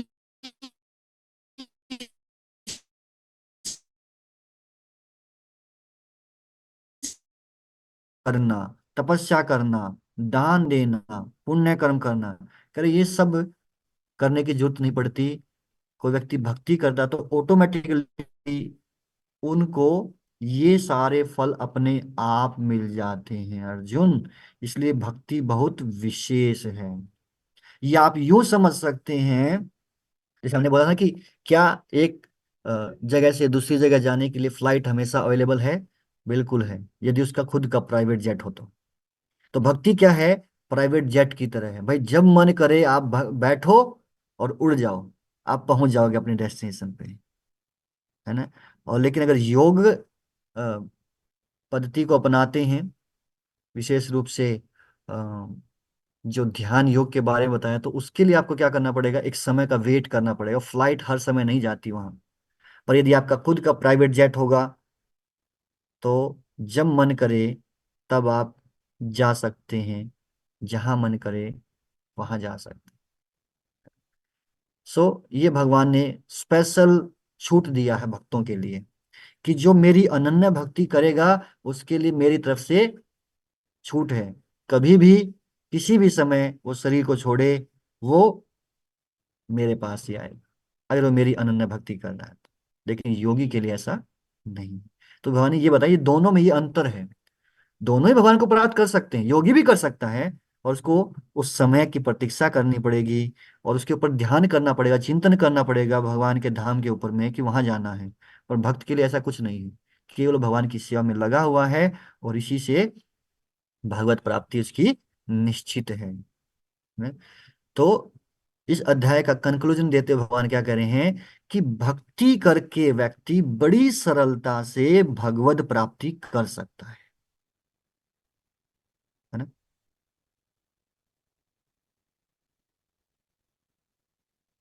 तो ये अध्याय कंप्लीट हुआ। अध्याय का नाम है अक्षर ब्रह्म योग, गंतव्य से प्रेरित योग। यानी कि कहाँ, किस डेस्टिनेशन पे जाना है हमको, है ना, वो मैटर करता है। किस किस का स्मरण कर रहे हैं, किसके पास जाना है, कृष्ण के पास जाना है। महत्वपूर्ण शिक्षा है ये, बहुत जरूरी। इसको अगर हम अपनी लाइफ में अप्लाई करेंगे ना, this is called time management. ये टाइम मैनेजमेंट का फंडा है। क्या? प्राथमिकता देना सीखें, प्रायोरिटी सेट करें अपनी लाइफ में। क्या करना है पहले। जैसे भगवान की से अर्जुन ने 8 प्रश्न पूछे, तो भगवान ने प्रायोरिटाइज किया कि मेरे को किसको कितना टाइम देना है, किस प्रश्न के उत्तर में कितना समय देना चाहिए, है ना। उसी प्रकार से हमारे जीवन में भी बहुत सारे लोग होते हैं, तो किसको कितना टाइम देना है, ये हमको प्रायोरिटी सेट करना पड़ेगा, है ना। या फिर आप देख सकते हैं, जैसे एग्जाम देते हैं, एग्जाम पेपर में जब आप एग्जाम देने जाते हैं तो सबसे पहले क्या देखते हैं कि भाई कौन सा क्वेश्चन इजी है जो मुझे आता है, जिसके ऊपर मैं 100% श्योर हूँ, तो पहले व्यक्ति उसको अटेंड करेगा, है ना। लेकिन व्यक्ति को मान लो पहला ही क्वेश्चन उसने देखा और वो उसको आता नहीं है और उसी के बारे में सोचने लग जाए ये कैसे होगा कैसे होगा, उसी पर टाइम वेस्ट कर दे, तो क्या होगा, फेल हो जाएगा, वो कर नहीं पाएगा, है ना। तो टाइम मैनेजमेंट बहुत जरूरी है, हर जगह पे टाइम मैनेजमेंट की आवश्यकता पड़ती है। और भगवान यहाँ पर टाइम मैनेजमेंट ही सिखा रहे हैं कि कैसे व्यक्ति को अपनी लाइफ में प्रायोरिटी सेट करनी चाहिए, मुझे क्या करना सबसे पहले, है ना। उसी प्रकार से कि व्यक्ति अपने जीवन में प्रायोरिटी सेट करे, दिन में मुझे सबसे पहले क्या करना है, हाईएस्ट प्रायोरिटी क्या है ना। सुबह उठते ही मुझे क्या करना चाहिए, फर्स्ट वर्क क्या होगा मेरा, फिर दिन में क्या करना है, किसको कितना समय देना है ना? तो हर चीज प्रायोरिटी में अगर रखेंगे ना, तो टाइम को सही से मैनेज कर पाएंगे। अदरवाइज समय होगा लेकिन व्यक्ति नहीं कर पाएगा, फिर परेशान रहेगा, टाइम वेस्ट हो गया। वैसे टाइम मैनेजमेंट ही नहीं होता, टाइम मैनेज नहीं होता। कैसे करें भक्ति के साथ साथ हम हमने पढ़ाई कैसे करें, भक्ति के साथ जॉब कैसे करें, भक्ति के साथ बच्चों को कैसे संभालें, घर के काम कैसे करें। तो उसके लिए क्या करना पड़ेगा, प्रायोरिटाइज करना पड़ेगा अपने सारे कार्यों को। मुझे दिन में क्या क्या करना है, नोट डाउन करें उनको। फर्स्ट प्रायोरिटी कौन सी है, उसको नोट डाउन करें। सेकंड कौन सी है, फिर फर्स्ट प्रायोरिटी में उसको समय दें कि मेरे को ये समय, इस समय ये करना है, इस समय ये करना है। फर्स्ट प्रायोरिटी मतलब जो कि करना ही करना है, ये तो डेली करने वाला काम है और जरूरी है ना, इम्पोर्टेंट है। फिर उसके बाद में होता है कि कुछ काम ऐसे भी हो सकते हैं आज नहीं करेंगे तो कल भी कर सकते हैं, टाला भी जा सकता है। तो इस प्रकार से हर कार्य को प्रायोरिटी देना, सेट करना सीख जाएंगे तो हम टाइम मैनेजमेंट अच्छे से कर सकते हैं। और भगवान सिखा रहे हैं कि इस प्रकार से आप टाइम मैनेजमेंट कर सकते हैं, चीजों को प्रायोरिटी देना सीखें। 8 प्रश्न में से 2 प्रश्न, दो श्लोकों में 7 प्रश्नों के उत्तर दे खत्म कर दिया अर्जुन को। लेकिन जो महत्वपूर्ण था, जो बहुत इंपॉर्टेंट था, उसके ऊपर भगवान ने समय दिया है। This is called setting the priority, प्राथमिकता देना। सेकंड, अभिप्राय पहले, कार्य बाद में, है ना। यानी कि किसी भी कार्य को करने से पहले मानसिक रूप से हमको अच्छा होना चाहिए। उद्देश्य क्या है उस कार्य को करने का, कार्य बाद में करना है। जैसे मान लो कुकिंग करना है, तो कुकिंग करते समय कहते हैं ना, जैसी जिसकी भावना रहती है ना, और जिस भावना से वो कुकिंग करेगा वो भावना खाने वाले के अंदर में भी ट्रांसफर हो जाएगी। व्यक्ति बहुत गुस्से में है, बहुत क्रोध में है, और गुस्से में उसने खाना बनाया, कुकिंग किया, तो क्या होगा, उसके खाने वाले के अंदर भी वो ट्रांसफर होगा गुस्सा। इसलिए क्या है कि एक सही माइंडसेट होना चाहिए काम को करने से पहले। तो काम बाद में करना है, पहले माइंडसेट सही करना है उस कार्य को करने से पहले। इसलिए भगवान ने कहा, माम अनुस्मृ, ये पहले मेरा स्मरण करो, माइंड को सही करो, है ना, और फिर युद्ध च, फिर आप युद्ध करिए। सो प्रैक्टिकल एप्लीकेशन क्या है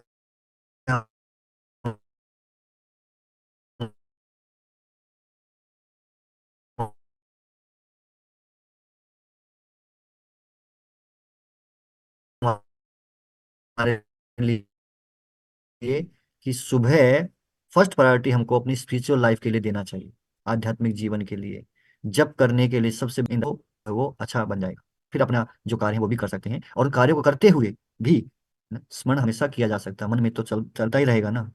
मन में कर सकते हैं, मुंह से बोल सकते हैं, अच्छी बात है। जहां नहीं बोल सकते तो हमेशा स्मरण करते रहना चाहिए, क्योंकि पता नहीं कब व्यक्ति को शरीर छोड़ना पड़ सकता है। इसलिए भगवान कह रहे हैं, हमेशा मेरा स्मरण करो। लेकिन विशेष रूप से बताना कि स्मरण जरूरी है, काम बाद में करो। प्रायोरिटी वर्क को बाद में, और स्पिरिचुअल लाइफ को पहले। और फिर भगवान ने कहा कि अर्जुन, अगर मुझे स्मरण करना चाहते हो तो उसके लिए आपको अभ्यास करना पड़ेगा। You have to practice. अभ्यास बहुत महत्वपूर्ण है ना। प्रैक्टिस करने से ही व्यक्ति सक्सेसफुल बोलता है, एक्सपर्टीज उस चीज में वो प्राप्त कर पाता है ना। तो उसने बहुत अभ्यास किया होता है, प्रैक्टिस किया होता है। सो अभ्यास करो मुझे स्मरण करने का, याद करने का। जैसे हम बोलते हैं चैंटिंग करो, तो जब करते समय जो हम बोलते हैं उसको सुनने का प्रयास करो। बस भगवान ये देखते हैं कि हमने कितना प्रयास किया, सुनने के लिए हम कितना प्रयास कर रहे हैं, दैट इज इम्पोर्टेंट। तो अभ्यास कितना कर रहे हैं हम। और मृत्यु एक अंतिम परीक्षा, यानी कि जो डेथ है वो हमारा फाइनल पेपर है।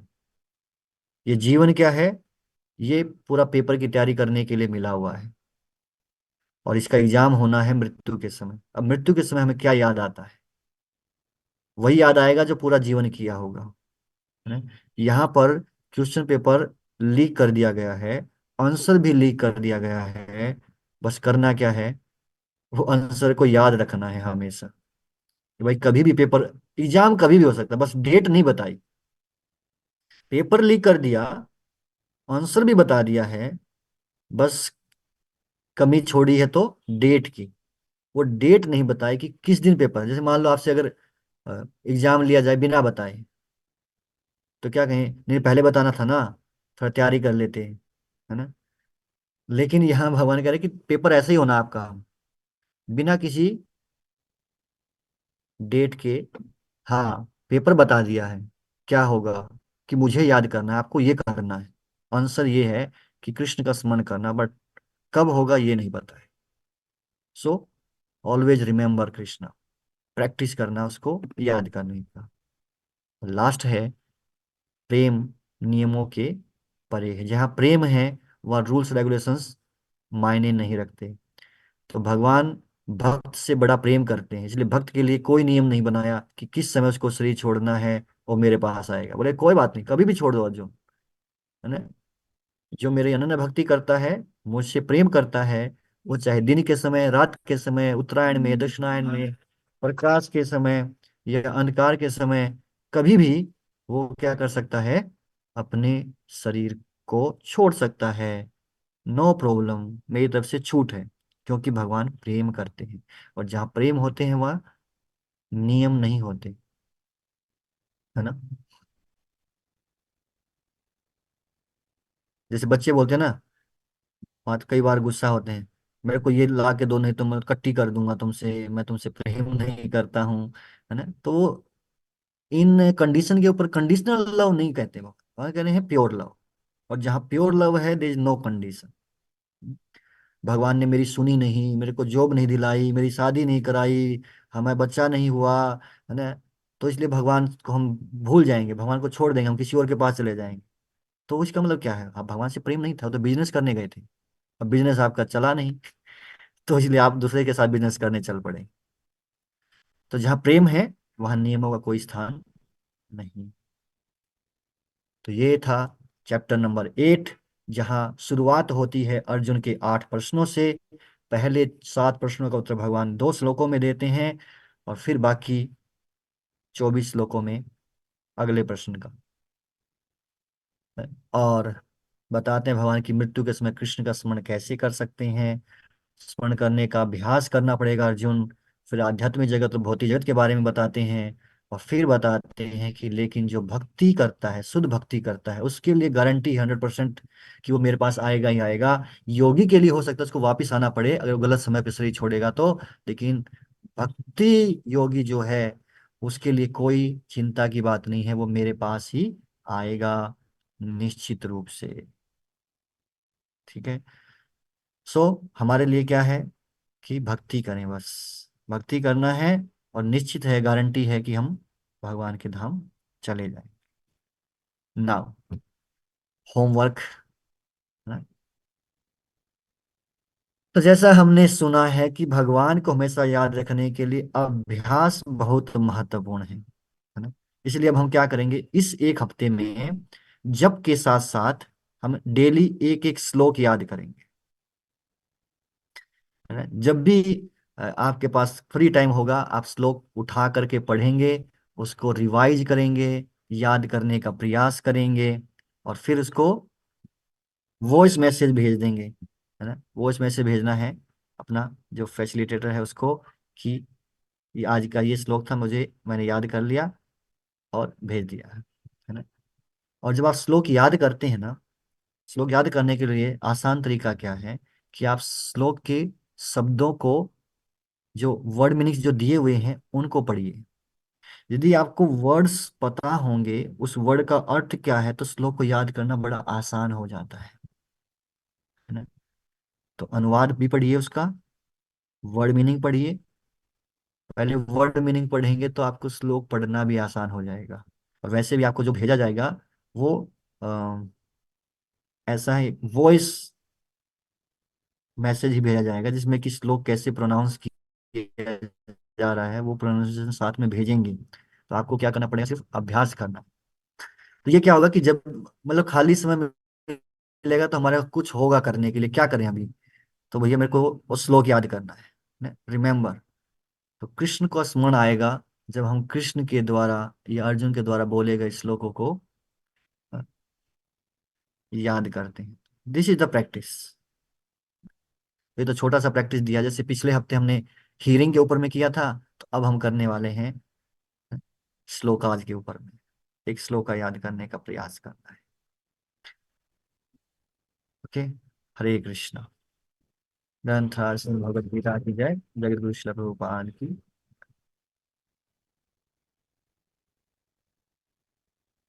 प्रश्न कई सारे आ गए हैं लग रहा है। ओके।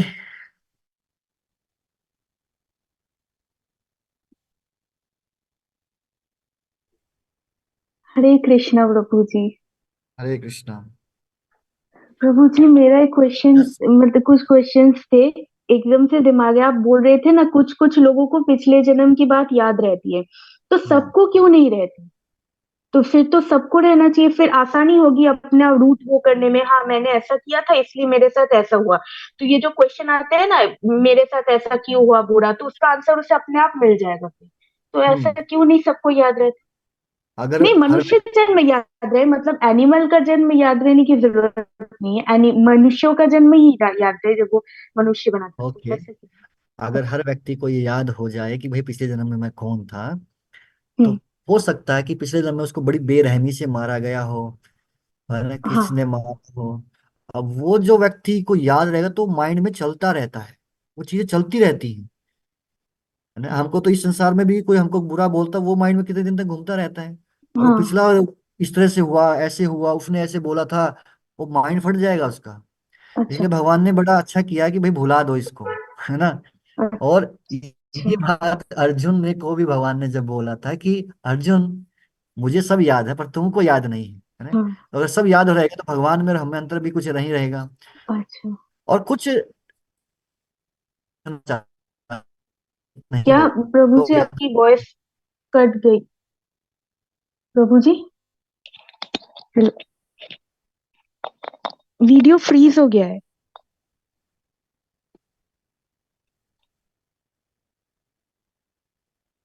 क्या हो गया? अभी आवाज आ रहा है? हाँ सुनाई नहीं, हाँ अब आ रहा है फिर भी। हाँ, हाँ ठीक, थोड़ा सा ठीक। अन्य क्यों Recording ऐसा होता stopped. है? सो वो हमारी भलाई के लिए ही बुलाते हैं एक्चुअली। अच्छा, तो जो लोगों को याद रहता है फिर वो लकी है या अनलकी है? का ही याद रहता है, कुछ चीजें याद रहती हैं, और ये प्रूफ अच्छा करने के लिए कि अच्छा, भगवान बताने ना कि रिइंकार्नेशन कि होता हाँ है, होते हैं तो वही कुछ सैंपल पीस तो प्रभु के जी। लिए। हाँ, तो अगर ये इतना फिर तो मानना चाहिए ना, अगर प्रूफ दिखा रहे हैं, मतलब वो बातें मिल रही उनकी, तो हाँ मानना चाहिए। तो कोर्ट क्यों नहीं मानता? ये तो मैं भी मानती हूँ हाँ, कि ये साइंटिफिकली प्रूवन फैक्ट है, फिर तो मानना चाहिए, क्योंकि कोर्ट तो साइंस को ही मानता है, मतलब जो दिख रहा है, जब वो दिख रहा होता है तो मानना अभी चाहिए मतलब। इससे ही क्वेश्चन आई आ गया, don't know sorry about the मतलब। कोर्ट, कि कोर्ट क्यों नहीं मानता, ये तो कोर्ट से ही अच्छा अच्छा आपको ठीक। पूछना पड़ेगा।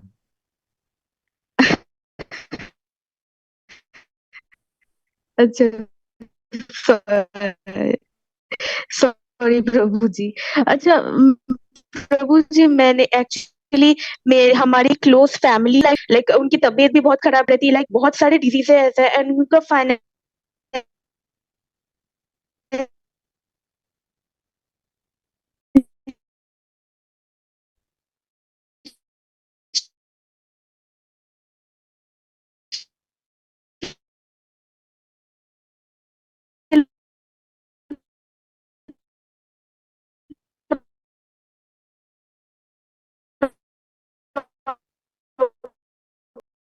जी का मारवाड़ रॉक बैंड वाले हैं, तो उन्होंने ना एक हाँ हाँ हाँ, मूवी बनाई, शॉर्ट माधवा फिल्म श्लोक बनाते में। हैं, अच्छा। तो इसी के ऊपर उन्होंने एक छोटी सी बनाए रखी है, 10-15 मिनट का हाँ, होगा। वो मैं आपको सबके साथ शेयर करूंगा, आप उसको सुनना और फिर रिप्लाई करना कि आपको क्या समझ में आया, ठीक है? अच्छा अच्छा प्रभु जी। ओके। और प्रभु जी लास्ट क्वेश्चन।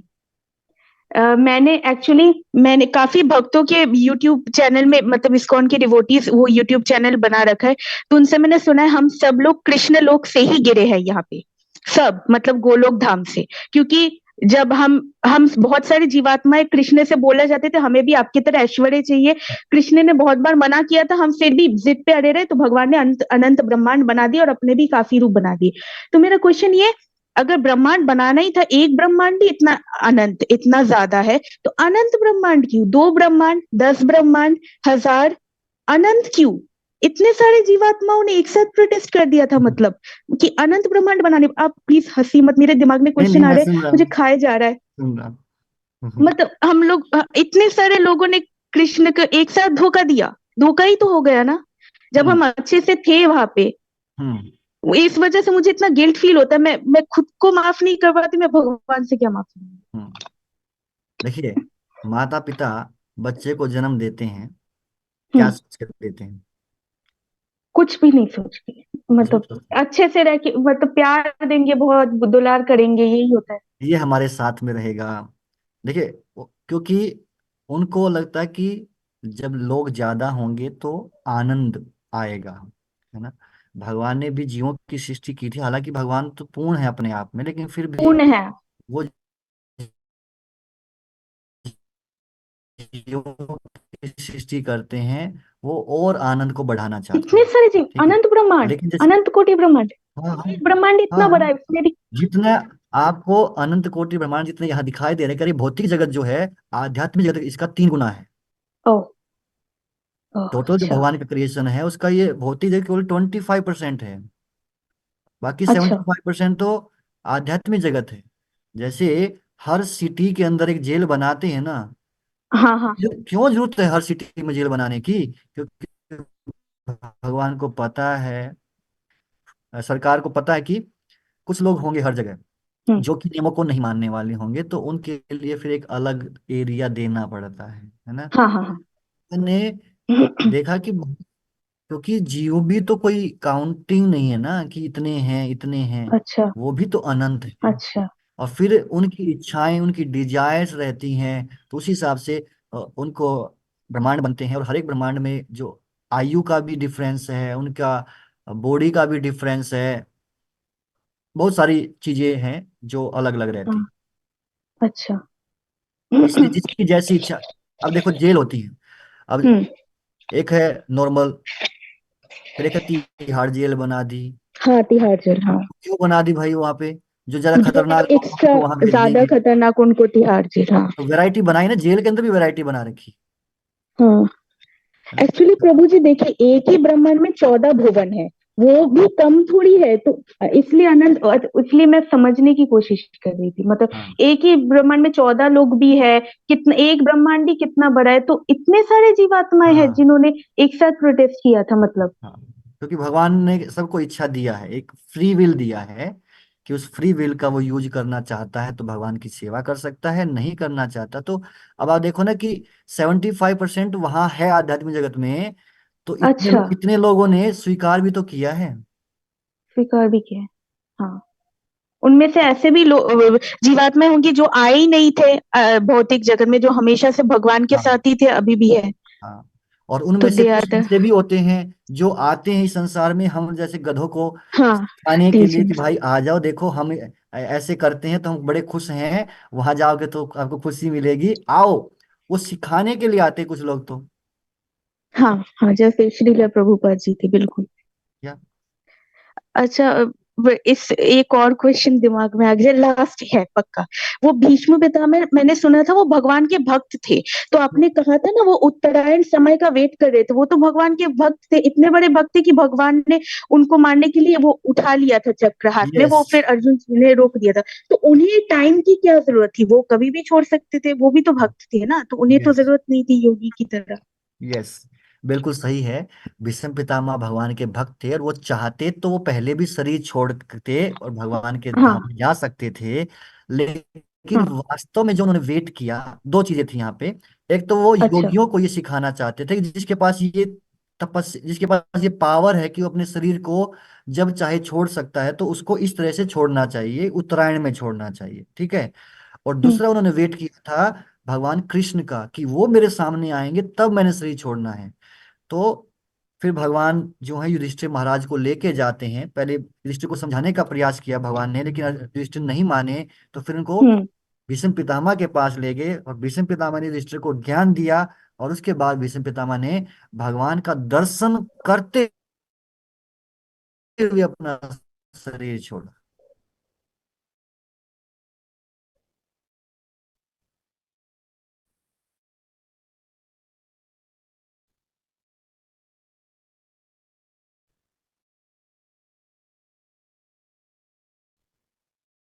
अच्छा। अच्छा। ठीक है। हरे सफल या आपने कृष्णा। समझे बिल्कुल इसको? है। और मेरा क्वेश्चन ये है कि कई बार बिच्छू ने काटा हुआ है तो क्या क्या उसका है, तो बड़ा मुश्किल होगा, लेकिन कह रहे अभ्यास करने से, प्रैक्टिस करने से दिस इज पॉसिबल। एक क्वेश्चन और है। अ, मैंने कई जगह पर ये चीजें देखी हैं कि काफी हम्म। सारे ऐसे व्यक्ति होते हैं जो मैरिज नहीं करते। हम्म। तो क्या इम्पोर्टेंस है इस चीज की, जो उसको अर्धांग कहा गया है? अर्धांगिनी जो कहा जाता है उसका रीजन क्या है, कि जो व्यक्ति करता है उसका आधा हिस्सा उसको मिलेगा। अच्छा। यानी कि यदि आपने कुछ अच्छे कर्म किए ना, तो उसका 50% तो वो ले जाएगी जिसके साथ आपकी मैरिज हो गई। ओके। और बुरे करोगे तो वो नहीं लेगी, ये भी ध्यान रखना भाई, है ना। तो ये ना माताओं के लिए ना भगवान ने थोड़ा वो दिया है सुविधा उनके लिए भी, कि अगर हस्बैंड गलत करता है, वाइफ को कुछ नहीं मिलेगा। और अगर अच्छा करेगा तो आधा वो ले जाएगी, भक्ति भी करेगा तो भी उसको फायदा होगा। लेकिन अगर वाइफ अच्छा करती है, हस्बैंड को कुछ नहीं मिलता, लेकिन अगर वो गलत करेगी तो मिलेगा। तो इसमें अगर मान लो कोई वाइफ ऐसी होती है जो मतलब बीच में साथ छोड़ देती है, तब भी क्या उसको आधा मिल जाता है? ये जो सिस्टम था ना प्रभु, ये सिस्टम तो हमारे वैदिक संस्कृति में है ही नहीं, तलाक वाला। और आधा छोड़ के भाग जाने वाला काम है ही नहीं, है ना। वो लास्ट तक साथ निभाने का ही रहता है। लेकिन आज के टाइम पे कोई उसको फॉलो नहीं कर रहा है, और हम्म, इसलिए प्रॉब्लम्स आ रही हैं। तो उसका ऐसा नहीं कि उसको मिलेगा। हम्म, अब जब है ही नहीं तो आधा किसी चीज का मिलेगा। हम्म। बट हरे जो हो कृष्ण। रहा है that is not good. Okay. ठीक है। ओके। हरे कृष्ण।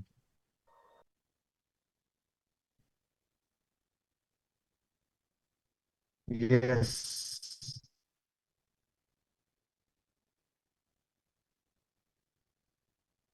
क्या हो गया माता जी, बताइए। नमस्ते गुरुजी। वो मैं ये पूछ रही थी कि आज हमने ये कराया था ना, व्यक्त और अव्यक्त क्या होता है, वो समझ नहीं आया मेरे को। व्यक्त मतलब जो प्रकट रूप में जो हमको दिखाई देता है, और अव्यक्त जो हमको नहीं दिखाई देता। जो प्रकट रूप में दिखाई देता है, जैसे जो सन। जो हमको दिख रहा है वो प्रकट है, वो व्यक्त है। और जो हाँ, हमको नहीं दिख रहा वो अव्यक्त है।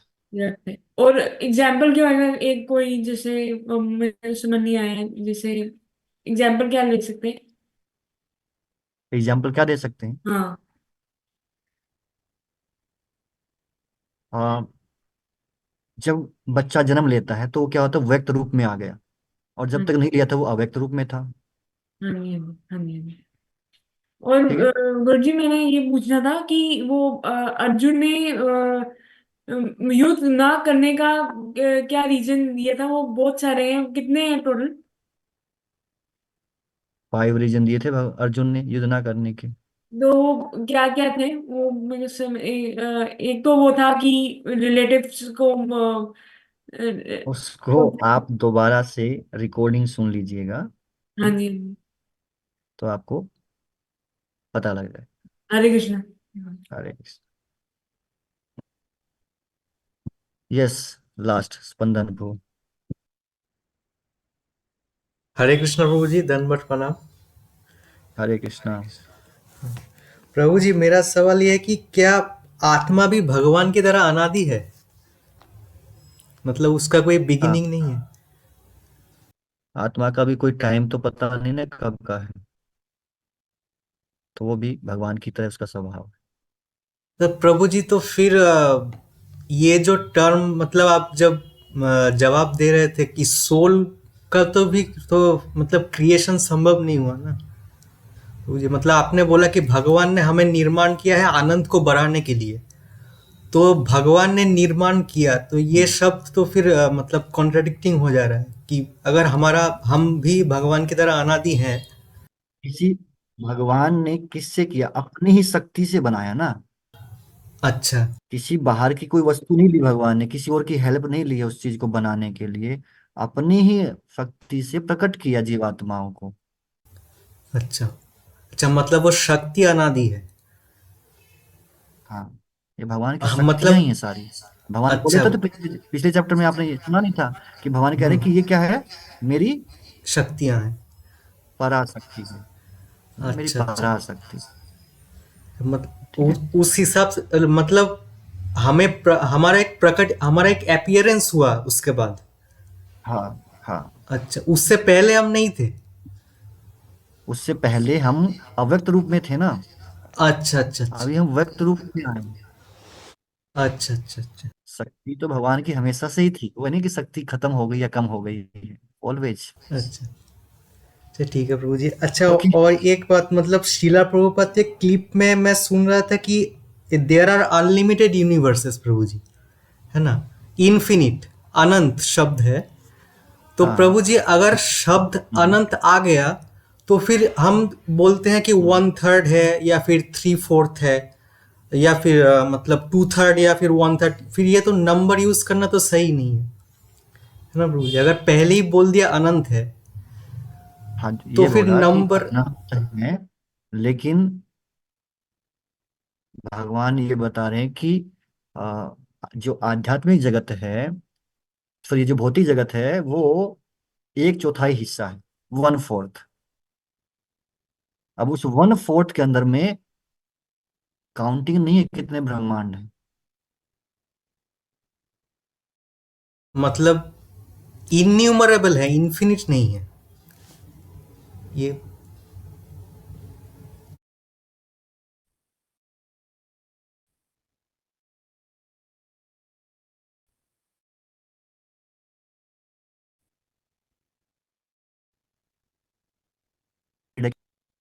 ठीक है। ओके। प्रभु जी आपका साउंड कट हो गया था। ओके, क्या हो रहा है? सो यही बता रहे हैं कि 1/4 है जो एरिया इज फिक्स्ड, कि 1/4 है, उससे ज्यादा नहीं है। अच्छा, मतलब एक फिक्स्ड एरिया है। हाँ, ओके प्रभु उसके जी। अंदर इन्यूमरेबल्स। और प्रभु जी एक मतलब एक है, अगर हरिनाम ही कलयुग में सब कुछ है तो फिर हम हाँ बाकी सेवाएं क्यों करते हैं भगवान की? मतलब मंगलारती हो गया, और हाँ। हम ये क्रैश कोर्स कर रहे हैं, ये भी भगवान की सेवा ही, हम उनकी श्रवण कर रहे हैं। तो हम्म। ये सब करने, ये भगवत गीता पढ़ रहे हैं, तो ये सब करने की क्या जरूरत? हम सिर्फ नामिक चैंटिंग कर सकते थे। हाँ बिल्कुल, करना तो जप ही है, that is the ultimate goal. But वो जप करने के लिए क्या भाव रहना चाहिए, क्यों जप करना चाहिए, क्या फायदा होगा, वो सारी चीजें पता करने के लिए हमें बाकी कार्य करने पड़ते। अच्छा प्रभु जी, मतलब अल्टीमेट इंटेंशन वही है, मतलब उसी के लिए सब कुछ करेंगे। अब देखो, अब गीता भी आप पढ़ रहे हैं, गीता में भी क्या है कि नाम भगवान कह रहे हैं, मेरा स्मरण करो, जप करने के लिए ही बताया जा रहा है ना। मोटिव तो वही है। अब ऐसे पूछे जप क्यों करना है, तो हमारे पास आंसर होना चाहिए ना, क्यों करना है पता होना चाहिए, तो इसलिए शास्त्रों को पढ़ना सुनना, ये इसलिए बताया जा रहा है। और दूसरा बात ये भी है कि क्योंकि अभी हम 24 आवर बैठ के जप नहीं कर सकते, तो इसलिए हम्म। दूसरी इंगेजमेंट भी हमको चाहिए। अच्छा प्रभु जी, ठीक है। ठीक है प्रभु जी। अच्छा प्रभु जी, लास्ट ओके। क्वेश्चन है, लास्ट क्वेश्चन है प्रभु जी। आपने कलयुग का ओके। एज एज बताया कि 4,32,000, यस। है ना प्रभु जी? लेकिन मैंने मतलब हमारे एक बहुत ही वरिष्ठ वैष्णव है, मतलब उनका नाम ही काफी है, मोहन रूपा प्रभु जी। वो हम्म। एक बार कह रहे थे कि मुझे याद नहीं है, कि वो रेफरेंस दे रहे थे कि मतलब भले ही 4,32,000 साल है एज, लेकिन वो कह रहे थे कि ब्रह्मा जी ने, शायद ब्रह्म हम्म। वैवर्त पुराण है शायद नाम, उन्होंने हम्म। कहा था कि हमारे कर्मों के कारण, हमारे बुरे कर्मों के कारण ये जो हम्म। अवधि है वो घट जाएगी। क्या ये सही है प्रभु जी? हम्म। अच्छा, ये जो अवधि जो है वो नहीं घटने वाली, कलयुग की अवधि नहीं घटने वाली, कलयुग तो इतना ही रहेगा। हमारे जीवन की अवधि घटती है। अच्छा। इसीलिए आप देखोगे कि कलयुग में क्या हो रहा है कि लोगों की आयु घटती जा रही है।